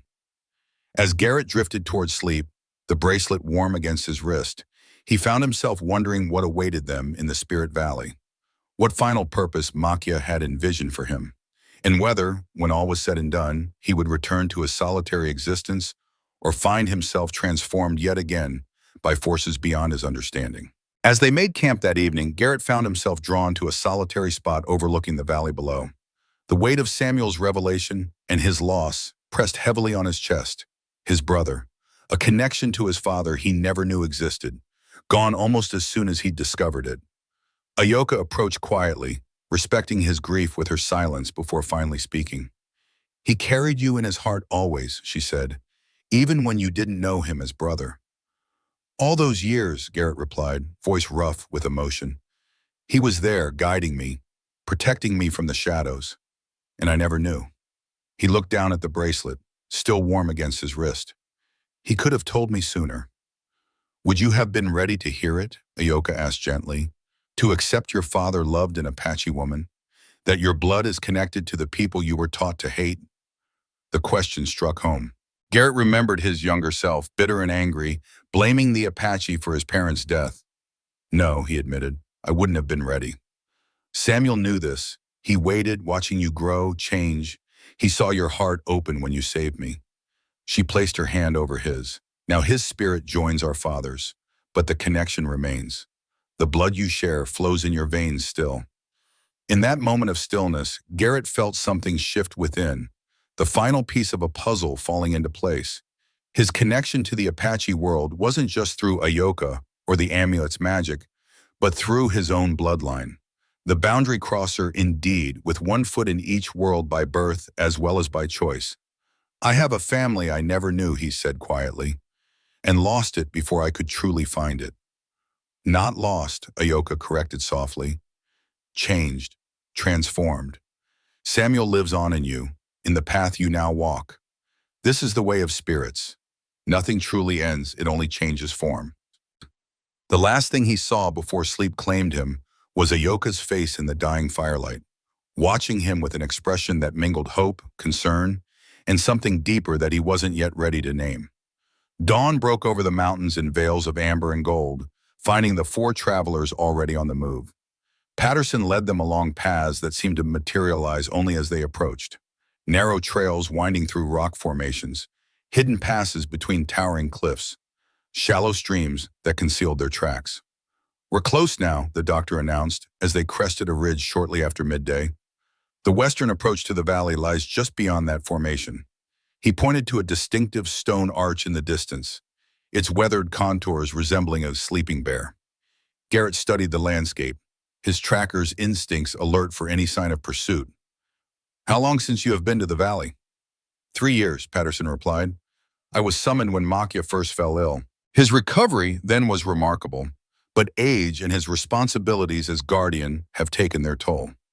Guardian? Elena questioned, adjusting her position on her horse with the practiced discomfort of someone who had ridden too far on an unfamiliar mount. Every generation, one medicine person is chosen to be the primary guardian of the spirit lake, Ayoka explained. My father has held this responsibility for over 20 years. And who will succeed him? Elena asked. A shadow crossed Ayoka's face. That remains to be determined. Patterson glanced at her with understanding. It is a heavy mantle to inherit. They fell silent as they descended toward the stone arch, each absorbed in their own thoughts. Garrett found himself remembering his brief visit to the valley 7 years before, the lush, hidden paradise nestled among forbidding peaks, the clear lake at its center that seemed to glow with inner light, the sense of timelessness that pervaded the entire sanctuary. As they neared the arch, Ayoka suddenly raised her hand, signaling a halt. Wait, she said, her voice tense. Something's wrong. Garrett scanned their surroundings, seeing nothing unusual. What is it? The sentinels, she replied, eyes narrowing. There should be guards at the approach. Always. Patterson frowned. Perhaps they've withdrawn further into the valley for protection? No, my people would never leave the entrance unwatched. Ayoka dismounted, moving forward cautiously on foot. Something has happened. The others followed her lead, securing their horses in a small copse before proceeding toward the arch. As they drew closer, Garrett noticed subtle signs of disturbance. Scuff marks in the soil, a broken branch, what might have been dried blood on a stone. There was a struggle here, he said quietly, crouching to examine the ground. Not long ago, maybe yesterday. Ayoka's expression hardened. Blackwood. Impossible, Patterson objected. No outsider has ever found the western approach without a guide. Unless they had a map, Elena said, her voice tight with guilt. Remember what I told you? My father acquired something recently. He was marking locations. Ayoka withdrew the amulet from its pouch, closing her eyes in concentration as she held it in her palm. The turquoise center pulsed once, twice, then glowed steadily. The valley is in danger, she said, opening her eyes. We must hurry. They moved swiftly through the stone arch, following a narrow path that wound between massive boulders. The trail descended sharply, eventually opening into a steep-sided canyon whose walls were adorned with ancient pictographs, stylized figures of men, animals, and symbols whose meanings were lost to all but a few. Patterson touched one of the figures reverently. The history of the Apache, written in stone. Generations of guardians have added to these walls. My father's contribution, Ayoka said, indicating a series of symbols near the bottom of the wall. The prophecy of 3 souls and the final confrontation. Garrett studied the pictographs, a central figure flanked by 2 others, standing before what appeared to be a pool or lake. Above them, a menacing shape loomed, part man and part shadow. "Is that supposed to be us?" he asked. "In Blackwood?" Ayoka nodded. "My father painted this 5 years ago, after a vision during a ceremonial fast." Her fingers traced the central figure. "He said the boundary crosser would stand between worlds when the final challenge came." "The boundary crosser," Elena repeated. "That's you, isn't it, Mr. Sullivan?" Before Garrett could respond, a sharp whistle cut through the canyon, a signal that made Ayoka straighten immediately. "Apache scouts," she said, relief evident in her voice. "They're still defending the valley." She whistled in response, a different pattern that apparently conveyed their identity. Within moments, three figures materialized from concealed positions along the canyon walls. Apache warriors with painted faces and ready weapons. Ayoka spoke rapidly in Apache, gesturing to her companions. The lead warrior, a young man with fierce eyes and a recent wound on his forearm, responded tersely, his gaze lingering suspiciously on Elena. "This is Dakota, my cousin," Ayoka explained in English. "He says Blackwood's men attacked yesterday.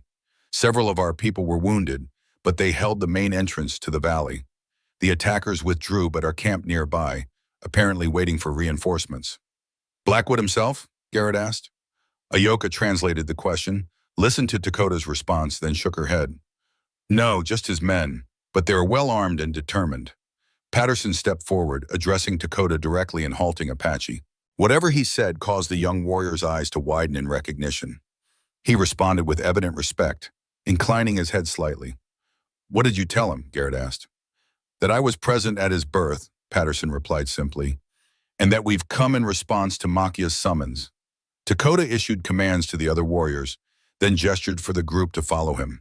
They proceeded deeper into the canyon, eventually reaching a point where the walls narrowed dramatically, creating a passage barely wide enough for a single person to traverse sideways. "The true entrance to the valley," Ayoka explained, leading the way into the narrow gap. "Few outsiders have ever passed this point." They squeezed through the passage, which wound for nearly 50 yards before abruptly opening into bright sunlight. Garrett emerged last, momentarily blinded by the transition from shadow to light. As his vision cleared, the Spirit Valley revealed itself in all its hidden glory. A vast bowl of green spread before them, sheltered on all sides by towering cliffs. Clear streams crisscrossed meadows dotted with wildflowers. Groves of ancient trees provided shade for small clusters of traditional Apache dwellings. In the distance, at the valley's center, a lake shimmered with an otherworldly blue radiance. The Spirit Lake, heart of this secret sanctuary. "It's even more beautiful than I remembered," Garrett murmured. "It's incredible," Elena whispered, her refined composure momentarily abandoned in pure wonder. "I had no idea such a place existed." Dakota led them along a well-worn path toward the lake, through areas where Apache families went about daily tasks, grinding maize, tanning hides, weaving baskets of demayans. Their progress drew curious looks and murmured comments. Many greeted Ayoka with obvious respect, some recognized Patterson with surprise and delight. All regarded Elena with undisguised suspicion, despite Ayoka's protective presence at her side. "They know who I am," Elena said quietly. "Whose daughter?" "They see your face," Ayoka corrected, "and in it, they see your mother. It confuses them." As they approached the lake, Garrett noticed a large dwelling set slightly apart from the others, positioned to overlook the sacred waters.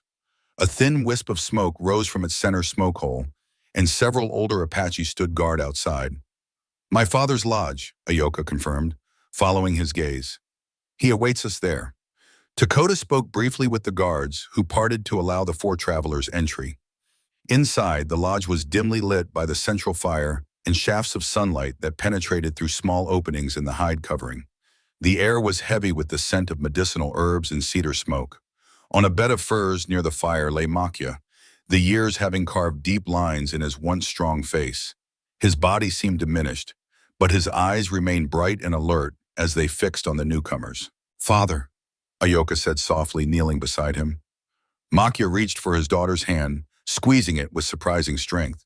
Then his gaze moved past her to Garrett. "The boundary crosser," he said in English, his voice raspy but clear. "You have come, as I saw you would." Garrett approached respectfully, unsure of the proper protocol. "I came Because your daughter asked it of me, he replied simply. A smile touched the old man's weathered face. And she asked because I sent her. The circle completes. His gaze shifted to Elena, who hung back uncertainly near the entrance. Maria's daughter. This I did not foresee clearly. Come closer, child. Elena approached hesitantly, visibly moved by the mention of her mother. You knew her? She was daughter to my wife's cousin, Makya confirmed, a bright spirit torn between worlds. His eyes studied Elena's face. You have her strength in you, though you have lived long in the shadow of your father.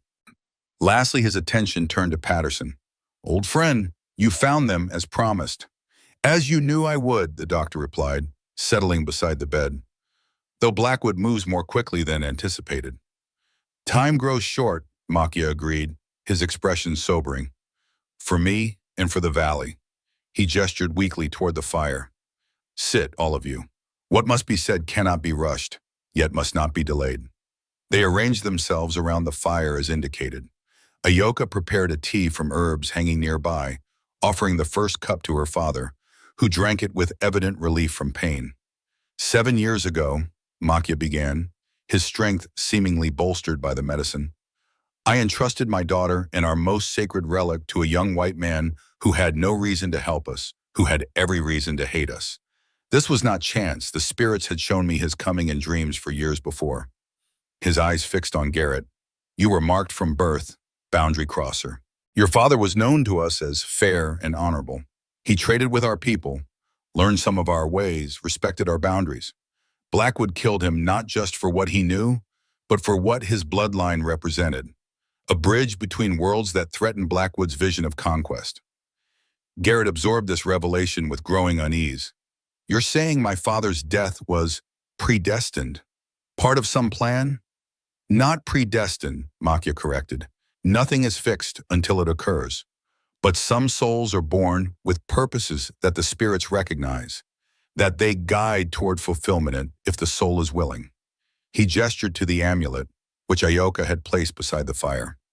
The amulet recognized this in you. It opened doors between your consciousness and my daughter's, showed you truths you needed to understand. And now, Garrett asked, what purpose am I meant to serve now? Protection, Makya replied, the final defense of the valley against Blackwood's darkness. He shifted painfully, accepting Ayoka's assistance to sit more upright. For 20 years, I have served as guardian of the Spirit Lake. Now my journey in this world nears its end, and the guardianship must pass to another. His gaze moved meaningfully between Garrett and Ayoka. Traditionally, the role passes to a medicine person of Apache blood, trained from childhood in the sacred ways.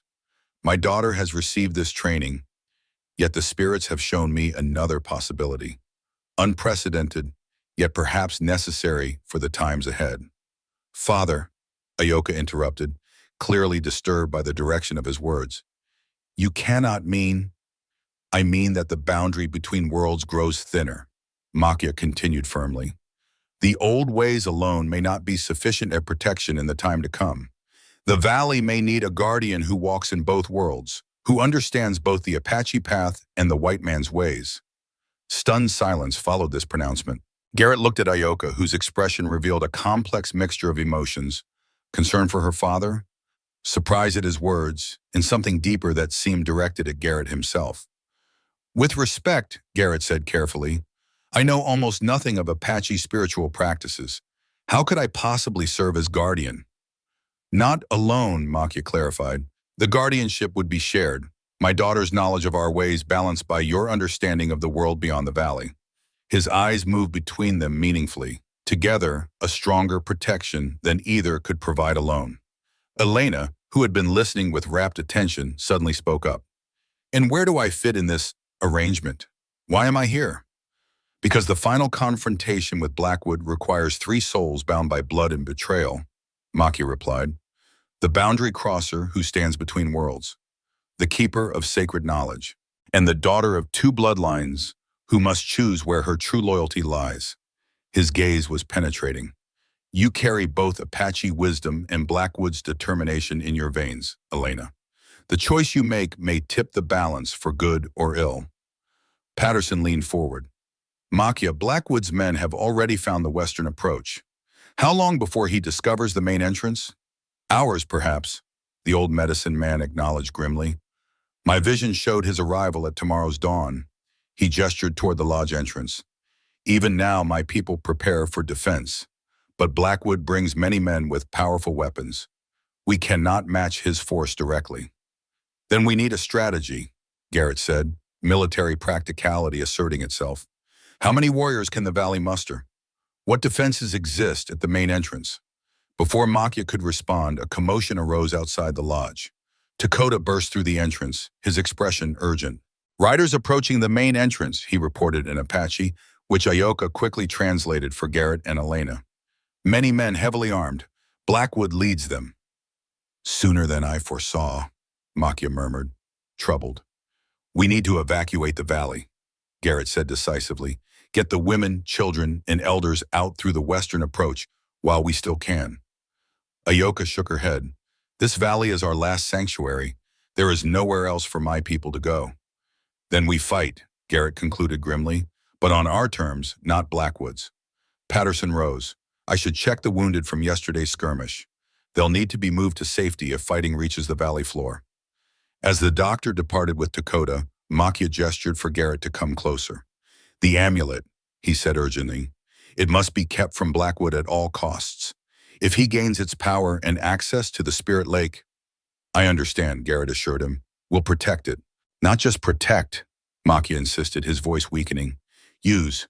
The amulet's full power has remained dormant for generations, awakened only partially when needed.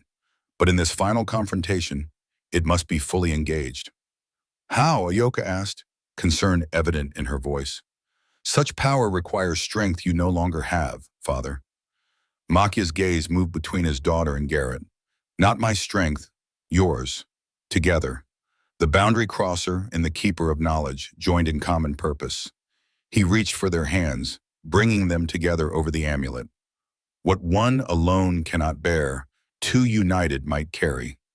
As their hands touched above the ancient stone, the turquoise center flared with brilliant blue light. Garrett felt a jolt of energy surge up his arm, connecting with the bracelet at his wrist. Beside him, Ayoka gasped, her eyes widening as the same energy visibly coursed through her.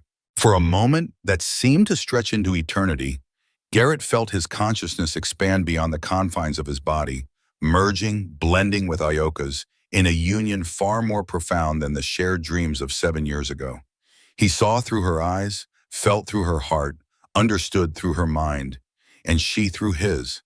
Past and present, memory and hope, fear and courage, all flowed between them in a torrent of shared experience.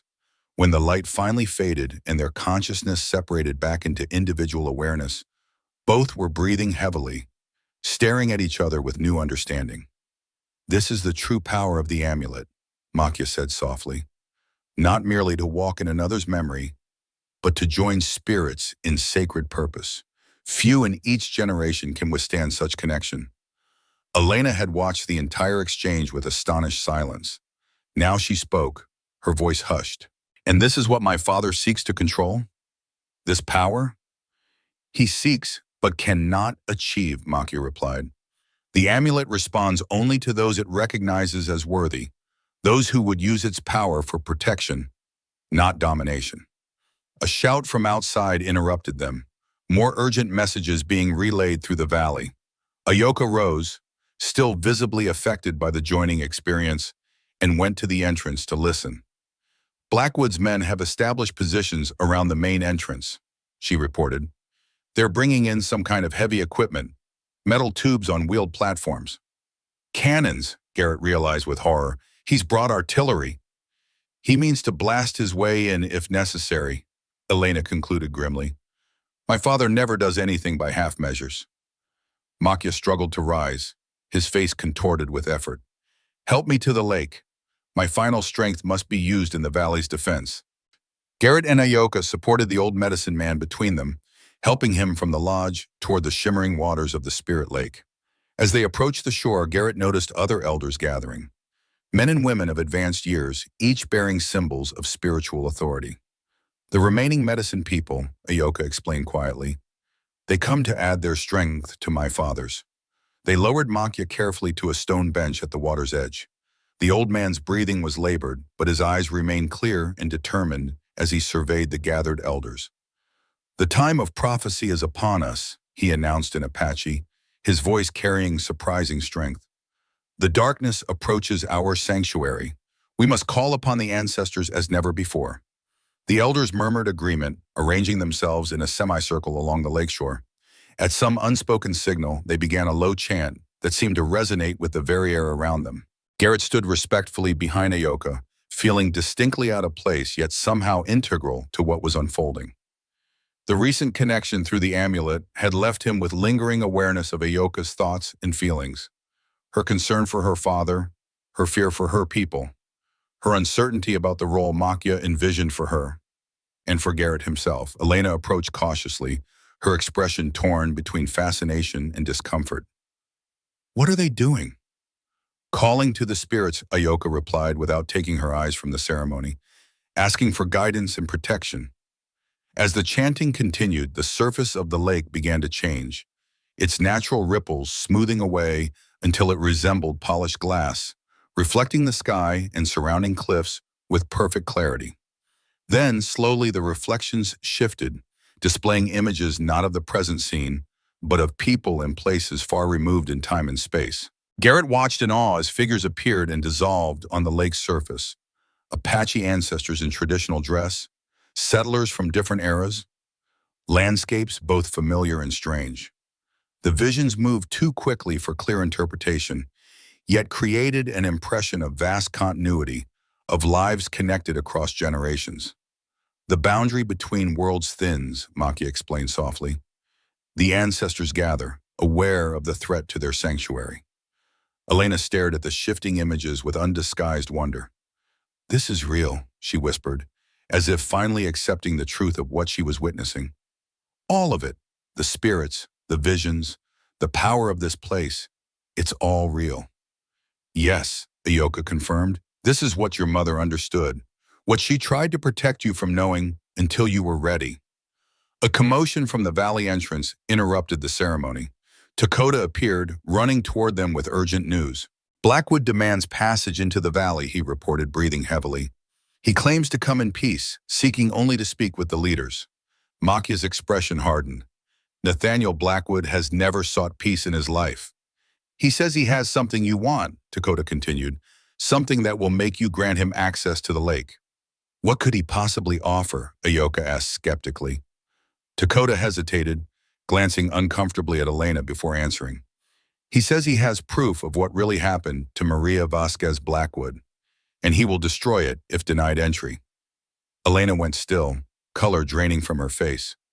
"Proof of my mother's murder?" "A trap," Garrett said immediately. "He's trying to manipulate his way inside." "Perhaps," Makya acknowledged. "Yet if such proof exists..." He looked at Elena with compassion. "Would knowing the truth of your mother's fate bring you peace, daughter of Maria?" Elena straightened, a new resolve evident in her bearing. "I already know the truth in my heart.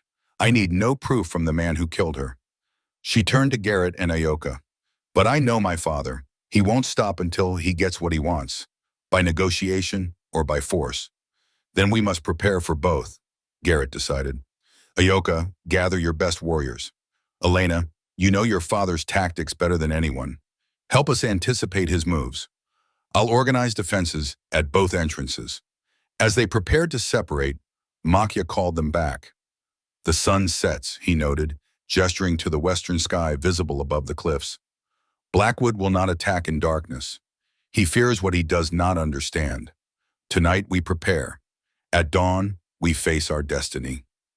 His gaze lingered on each of them in turn, finally settling on Garrett. "Tonight, Boundary Crosser, you must complete your preparation. The amulet has shown you fragments of the past. Now you must be ready to face the full truth and the choice that comes with it." "What choice?" Garrett asked, uneasy at the prophetic tone. "Between worlds," Makya replied simply. "Between life paths, between futures." His eyes moved meaningfully to Ayoka. "No one can make this choice for you. But know that whatever you decide will echo through generations to come." As twilight deepened over the Spirit Valley, transforming the sanctuary into a realm of shadows and starlight, Garrett felt the weight of approaching destiny settle around him. Tomorrow would bring confrontation with Nathaniel Blackwood, the man responsible for his parents' death, for years of grief built on lies, for threats to the very existence of this hidden paradise. And beyond that confrontation lay choices he could scarcely comprehend, about his place in the world, about connections forged through mystical means, about a future that suddenly seemed vast with possibility and peril. The Spirit Lake continued to shimmer with otherworldly light as night fell, its surface occasionally rippling with images from beyond ordinary perception. Watching it from the shore, Garrett wondered what visions tomorrow might bring, and whether he would be strong enough to face them when they came. Night settled over the Spirit Valley like a protective cloak, stars wheeling overhead in constellations that seemed closer and more brilliant than in the world beyond the cliffs. Throughout the encampment, Apache families prepared for potential evacuation, gathering essential belongings and medicinal supplies. Warriors readied weapons and reinforced defensive positions at both valley entrances. An atmosphere of tense anticipation permeated the air. Garrett stood on a rise overlooking the main approach, studying the terrain with a strategist's eye. Dakota had positioned scouts to monitor Blackwood's camp, reporting that at least 20 armed men had established positions around the narrow entrance passage. The cannons, two small field pieces likely transported in pieces and reassembled on site, were being prepared for morning deployment. "He's serious about forcing his way in," Garrett muttered, more to himself than to Ayoka, who stood beside him.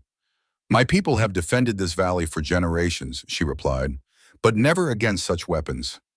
"Conventional defense won't work," Garrett acknowledged. "We need something unexpected." They had spent hours developing plans, consulting with Dakota and other warrior leaders, identifying vulnerable points and potential advantages.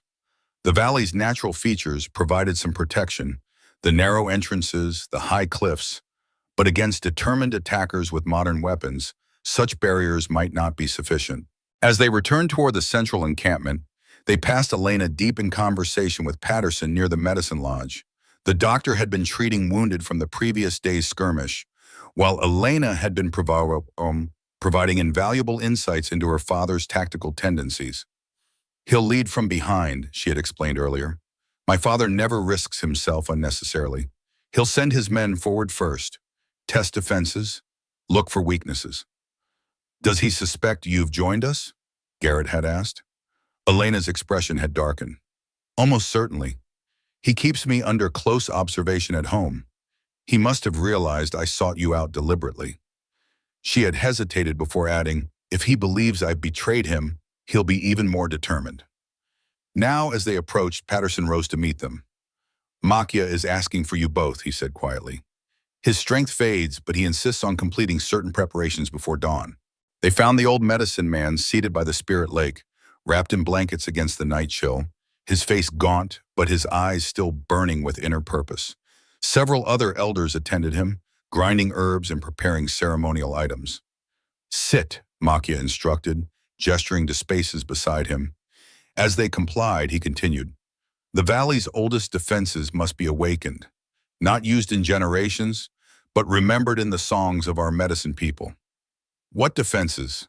Garrett asked. "The spirits of the land itself," Makia replied. "This valley was chosen by our ancestors not only for its hidden nature, but for the power that resides in its stones, its waters, its very air." He gestured toward the lake. "The Spirit Lake is the center, but the entire valley is sacred ground, imbued with the presence of those who came before." Ayoka leaned forward. "The calling of the ancestors," she said, recognition dawning. "The ceremony mentioned in the oldest songs." Makia nodded. "Not performed since my grandfather's time, when Spanish soldiers threatened our people. It requires great strength, more than I alone can provide." "That's why you joined our spirits through the amulet," Garrett realized, "to prepare us to help with this ceremony." "Yes," Makia confirmed. "One who walks between two worlds and the keeper of knowledge, united in purpose. Together, you may channel enough power to awaken the valley's ancient guardians." Ayoka leaned forward. "The calling of the ancestors," she said, recognition dawning. "The ceremony mentioned in the oldest songs." Makia nodded. Not performed since my grandfather's time, when Spanish soldiers threatened our people. It requires great strength, more than I alone can provide. That's why you joined our spirits through the amulet, Garrett realized, to prepare us to help with this ceremony. Yes, Makia confirmed, the boundary crosser and the keeper of knowledge, united in purpose. Together you may channel enough power to awaken the valley's ancient guardians. What exactly does this ceremony entail? Garrett asked, unable to keep the skepticism from his voice despite all he had witnessed. Makia's expression remained patient. The amulet serves as focus.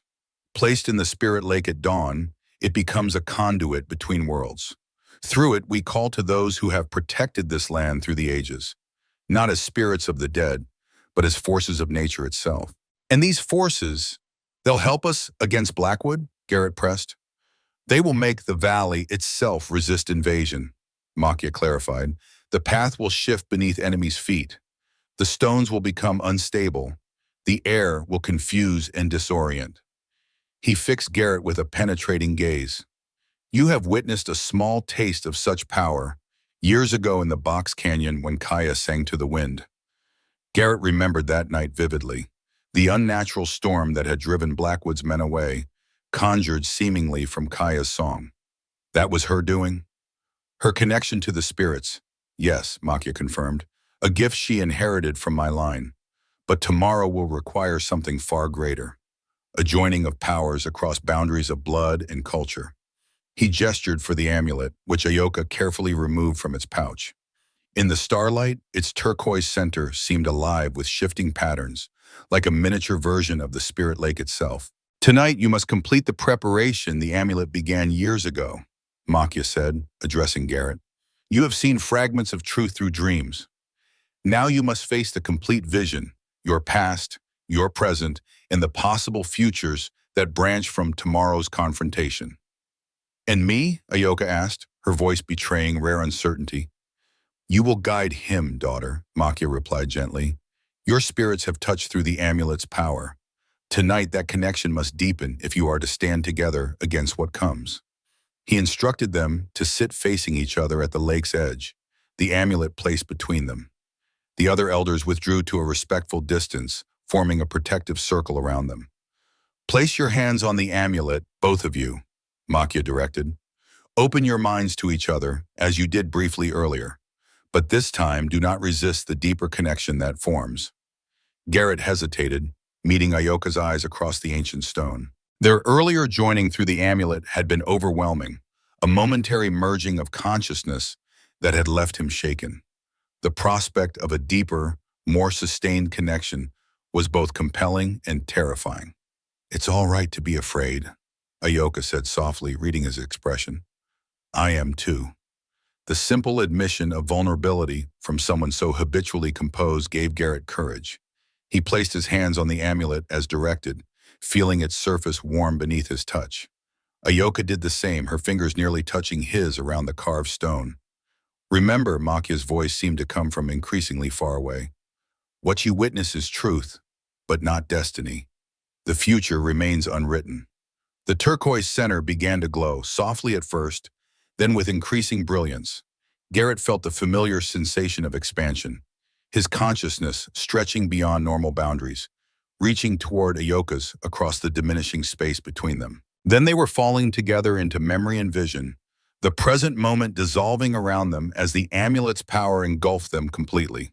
He saw Ayoka's childhood in vivid detail, her early training as a medicine woman, her father's patient teaching, her mother's death from fever when Ayoka was only 6. He felt her determination to master both Apache traditions and the knowledge of the outside world, her struggle to balance dual identities, her private fears of failing her father's expectations. And she saw him in equal measure. His grief after his parents' death, his years working ranch jobs with a heart full of misdirected hatred, the emptiness that had followed him even after learning the truth about Blackwood.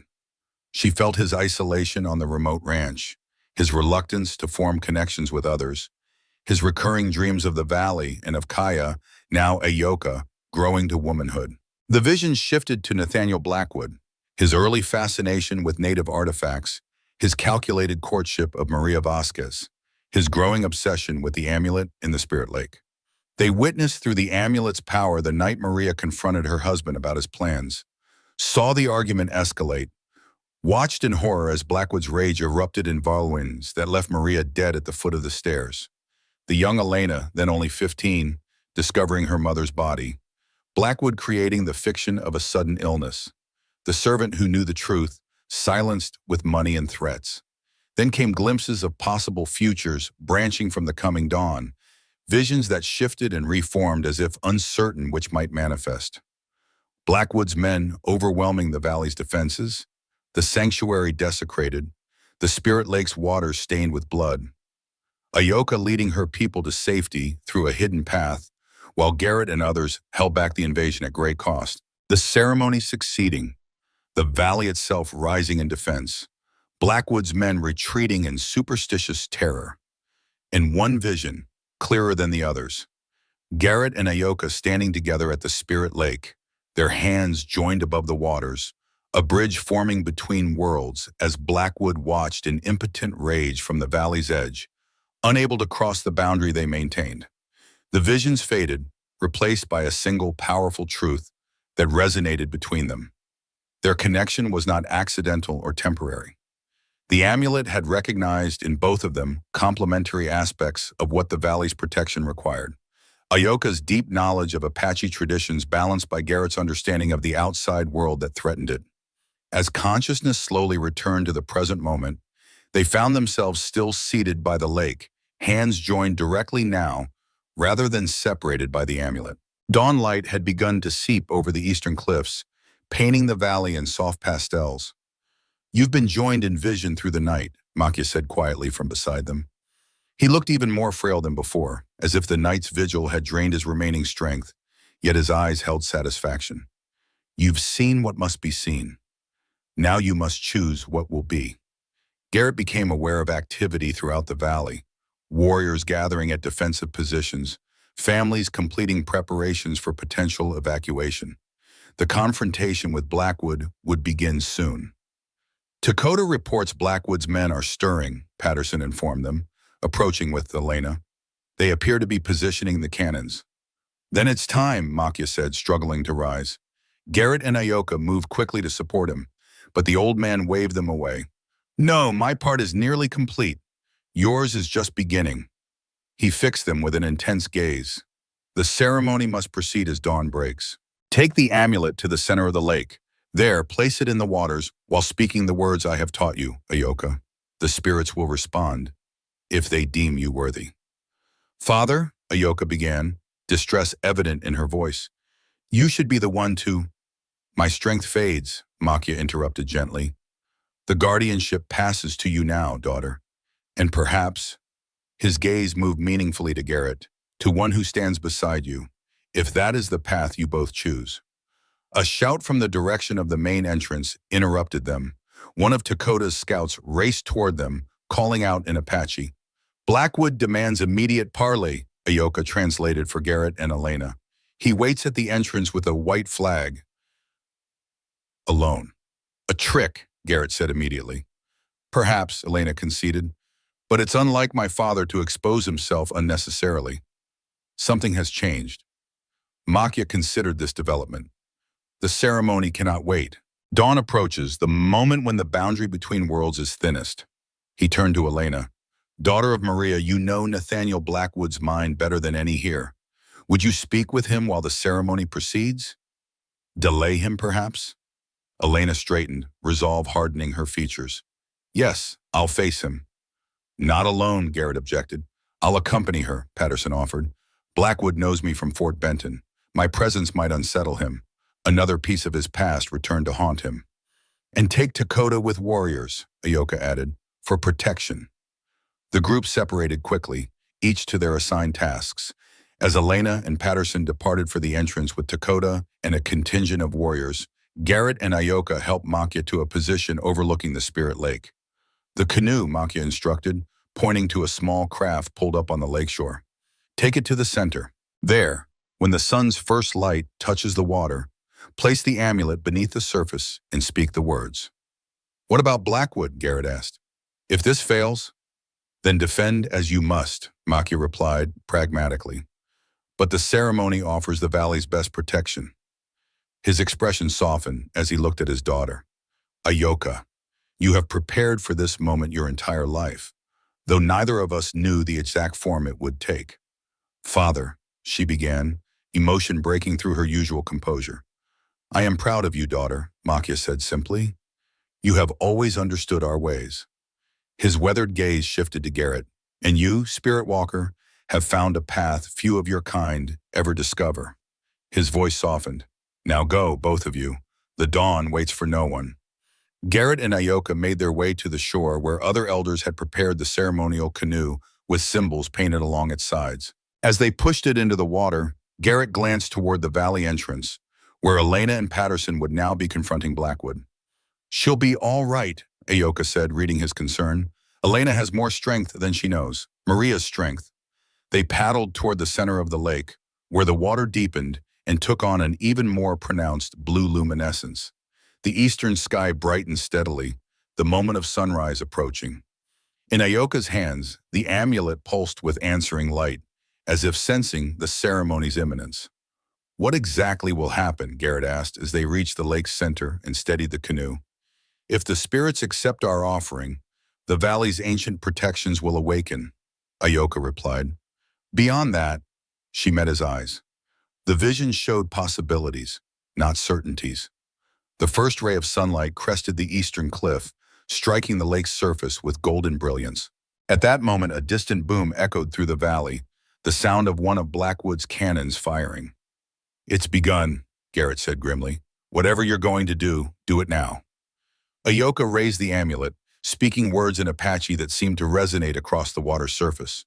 Then, with deliberate motion, she lowered the ancient stone into the lake, keeping hold of the leather cord that secured it.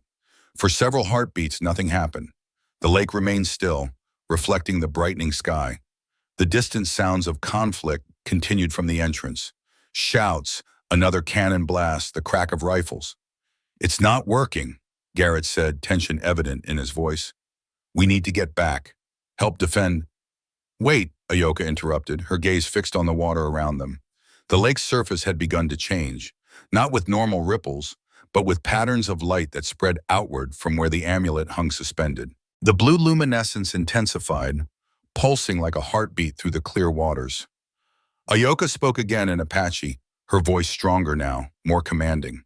The patterns of light responded, swirling in complex configurations that matched her words. She reached for Garrett's hand, drawing him into the ceremony. Join your voice with mine, she instructed.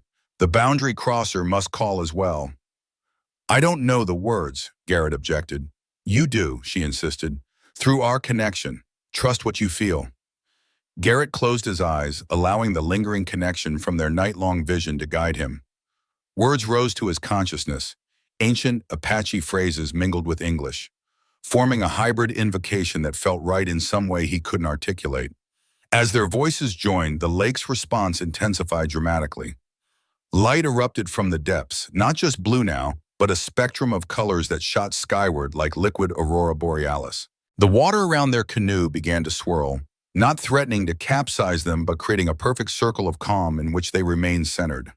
Throughout the valley, the earth responded, a low rumbling that wasn't quite an earthquake but a resonance as if the land itself were awakening to their call. Trees swayed though no wind blew. The air shimmered with visible energy that flowed from the lake outward toward the valley's boundaries. At the main entrance, where Elena and Patterson faced Blackwood across a narrow buffer zone, the manifestation was most dramatic. The very rocks of the passage began to shift and groan, changing configuration before the astonished eyes of all present. Nathaniel Blackwood, older than in Garrett's dreams but still imposing, his silver hair and expensive clothing marking him as a man of wealth and power, stared in naked shock at the transformation occurring around him. What have you done? He demanded of Elena, his voice carrying to those nearby. What witchcraft is this? Not witchcraft, Father, Elena replied steadily. The valley protects itself against those who would desecrate it. I came for you, Blackwood snarled, his calm facade cracking. To bring you home, away from these savages. This is how you repay my concern? With betrayal? Is that why you brought cannons and armed men? Elena countered. Out of fatherly concern? Or was it to finally seize what you've coveted for decades, the Spirit Lake and its power? You know nothing of my purposes, Blackwood retorted. These people have poisoned your mind, just as they did your mother's. My mother, Elena said, her voice dropping to a dangerous quiet that nevertheless carried clearly. Let's speak of her, shall we? Of how she died, not of fever as you claimed, but at your hands. Blackwood's face contorted with rage and something like fear. Lies. Who has told you such filth? The half-breed traitor? The renegade doctor? His gaze found Patterson among the Apache defenders. You! I might have known you'd be part of this treachery. It's over, Nathaniel, Patterson replied calmly. The valley has rejected you. Take your men and leave while you still can. As if in emphasis, the earth shuddered again, more violently this time. Cracks appeared in the ground between Blackwood and the entrance. Behind him, his men shifted nervously, some already beginning to back away. At the lake's center, Garrett and Ayoka maintained their invocation, feeling the power flow through them into the amulet and from there throughout the valley. The connection between them had deepened even further, their separate consciousnesses operating in perfect harmony, strengthening each other's resolve. Through this connection, Garrett sensed what was happening at the entrance. Blackwood's fury, Elena's defiance, the Apache warriors positioning themselves for potential conflict. He also sensed Makia on the shore, adding his failing strength to the ceremony and one final contribution to the valley's protection. It's working, he said to Ayoka, their hands still joined around the amulet's cord. The valley responds. But Blackwood hasn't retreated, she replied, knowledge flowing between them. He's desperate now, more dangerous than ever. At the entrance, the standoff had reached a critical point. Blackwood's men had brought up one of the small cannons, positioning it to fire into the valley despite the increasingly unstable ground. Blackwood himself had drawn a pistol, his expression a mask of thwarted obsession. If I cannot have the lake's power, he shouted, then no one shall. Fire the cannon. No, Elena lunged forward, placing herself directly in the cannon's path. The gunner hesitated, looking to Blackwood for confirmation. In that moment of hesitation, the earth beneath the cannon shifted dramatically, tilting the weapon upward just as it discharged. The shell flew harmlessly over the valley, exploding against an uninhabited cliff face. Blackwood raised his pistol, aiming not at the Apache warriors, but at his own daughter. Step aside, Elena, now, or I'll consider you as lost to me as your mother was. You already lost me, Elena replied, standing her ground, the moment you killed her. With a roar of incoherent rage, Blackwood squeezed the trigger. The shot echoed through the valley, but Elena remained standing, unharmed. Between her and Blackwood stood Dakota, who had moved with incredible speed to intercept the bullet. He staggered, blood spreading across his chest, but remained upright, his expression defiant. His eyes locked with Elena's for a moment. The warrior who had once been saved by her mother now protecting her daughter, the circle complete. Your mother gave me life, he managed through gritted teeth. I return the debt. The sight of the young warrior taking a bullet meant for his daughter seemed to shock Blackwood back to rationality. He lowered the pistol, staring at what he had done with something approaching horror. Nathaniel Blackwood, Patterson called, his voice carrying authority despite the chaos. You have fired upon those under a flag of truce. You have attempted to murder your own daughter. Even by the laws of your world, you stand condemned. The ground continued to shift and crack, the valley's response to the invocation intensifying. Blackwood's men began to flee in earnest now, abandoning their positions and equipment in growing panic. The path behind them warped and changed, making retreat increasingly difficult. Blackwood himself stood frozen, caught between rage and desperation as his carefully laid plans collapsed around him. His gaze fixed on the distant lake, where the swirling lights marked the center of the power he had sought for so long. This isn't over, he snarled. Then he too turned and fled, following his retreating men. But for Nathaniel Blackwood, much was indeed over. Within days of his retreat, news of his unauthorized military expedition and attempted murder of his own daughter spread throughout the territory. Sheriff Caldwell from the nearest settlement issued a formal warrant for his arrest on charges of murder, kidnapping, and leading an illegal armed assault.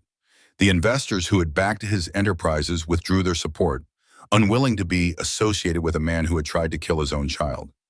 Most devastatingly, the territorial governor, once Blackwood's staunch ally, publicly denounced him and ordered a military detachment to apprehend him. When they reached Blackwood Ranch, they found it abandoned, the main house partially burned. Of Blackwood himself, there was no sign beyond a hastily packed office and a trail leading south toward the Mexican border. Maria's prophecy has come to pass, Patterson observed quietly when news reached the valley. Elena was indeed his downfall, just as her mother foresaw. Elena received this news with complicated emotions, her face a study in both vindication and grief for what might have been. He chose his obsession over everything, she said, even his own family. Elena rushed to Dakota's side, helping Patterson lower the wounded warrior to stable ground. The bullet had struck his shoulder rather than his heart, a serious wound, but not immediately fatal if treated properly. At the lake, Garrett and Ayoka sensed the retreat of the immediate threat. The invocation had succeeded beyond expectation. The valley itself had risen in defense, driving back the invaders without direct bloodshed on either side. As they guided the canoe back toward shore, they saw Makia slumped forward, supported by the other elders. They hurried to his side, but it was already clear that the old medicine man had given the last of his strength to the valley's protection. "Father," Ayoka whispered, kneeling beside him. Makia's eyes opened slowly, focusing on his daughter with effort. "It is done," he said, his voice barely audible. "It is done," he said, his voice barely audible. "The guardianship passes to you now." His gaze shifted to include Garrett. "To both of you, the medicine woman and the man who stands at the threshold between worlds, if that is your choice." "Rest, Father," Ayoka said, tears falling freely now. "Save your strength." A ghost of a smile touched Makia's weathered face. "My journey ends here, daughter. Yours continues." He reached for both their hands, joining them as he had before. The boundary crosser and the keeper of knowledge. Together, stronger than either alone. His eyes closed, his breathing slowed, and with a soft exhalation, Makia's spirit departed to join the ancestors he had served throughout his life. Ayoka bowed her head, grief momentarily overwhelming her composure. Garrett knelt beside her, offering silent support, feeling through their connection the complex mixture of sorrow and resolve that filled her heart. Around them, the valley gradually settled, the extraordinary manifestations subsiding as the invocation's immediate purpose was fulfilled. The spirit lake returned to its normal state of luminous tranquility, though the amulet continued to pulse softly with inner light where it lay between them. Word spread quickly of both victory and loss, Blackwood's retreat and Makia's passing. Patterson returned from the entrance, reporting that Dakota would recover and that scouts confirmed Blackwood and his remaining men were indeed withdrawing, abandoning equipment in their haste to escape the valley's mysterious defenses. "Dakota asks for you," Patterson told Elena quietly. "He's weak, but conscious." Elena found the wounded warrior resting in a small medicine lodge, his chest carefully bandaged. The Apache healer attending him withdrew discreetly as she entered. "You shouldn't have done that," she said, kneeling beside him, her voice tight with emotion. "Risking your life for Blackwood's daughter." Dakota's eyes opened, clear despite his pain. "I saw not his daughter, but Maria's. A bridge between worlds, as your mother tried to be." His hand found hers with surprising strength. "As you could be if you choose to stay." The invitation hung between them, possibility flowering from violence, connection arising from conflict. Later, Elena approached more hesitantly, her face drawn with the aftermath of confronting her father. "I'm sorry about your father," she said to Ayoka. "He was extraordinary." Ayoka acknowledged this with a nod, her grief contained but evident. "As was your courage in facing Blackwood. Your mother would be proud." "What happens now?" Elena asked. The question directed to all of them, but somehow especially to Garrett. The question hung in the air between them all. What came next? After prophecy fulfilled? After battles won and lost? After transformations that could not be undone? "And what about you, Elena?" Garrett asked. "Will you return to Boston after all this?" Elena touched the silver locket containing her mother's portrait that Patterson had given her. Her expression cleared, as if a decision long in the making had finally crystallized. No, I've lived too long in a world that denied half of who I am. She looked toward the Apache dwellings where women were already beginning preparations for Makia's funeral ceremony. My mother wanted me to know her people. I think it's time I honored that wish. Ayoka studied her with newfound respect. The path between our worlds isn't easy to walk. No, Elena agreed, but it's mine to walk. Perhaps I can serve as a different kind of bridge, using my education and my father's connections to protect this valley through the white man's laws and treaties. Her voice strengthened with resolve. The Apache shouldn't have to hide forever. There should be a way for both worlds to coexist without one destroying the other. Patterson, who had been listening nearby, nodded approvingly.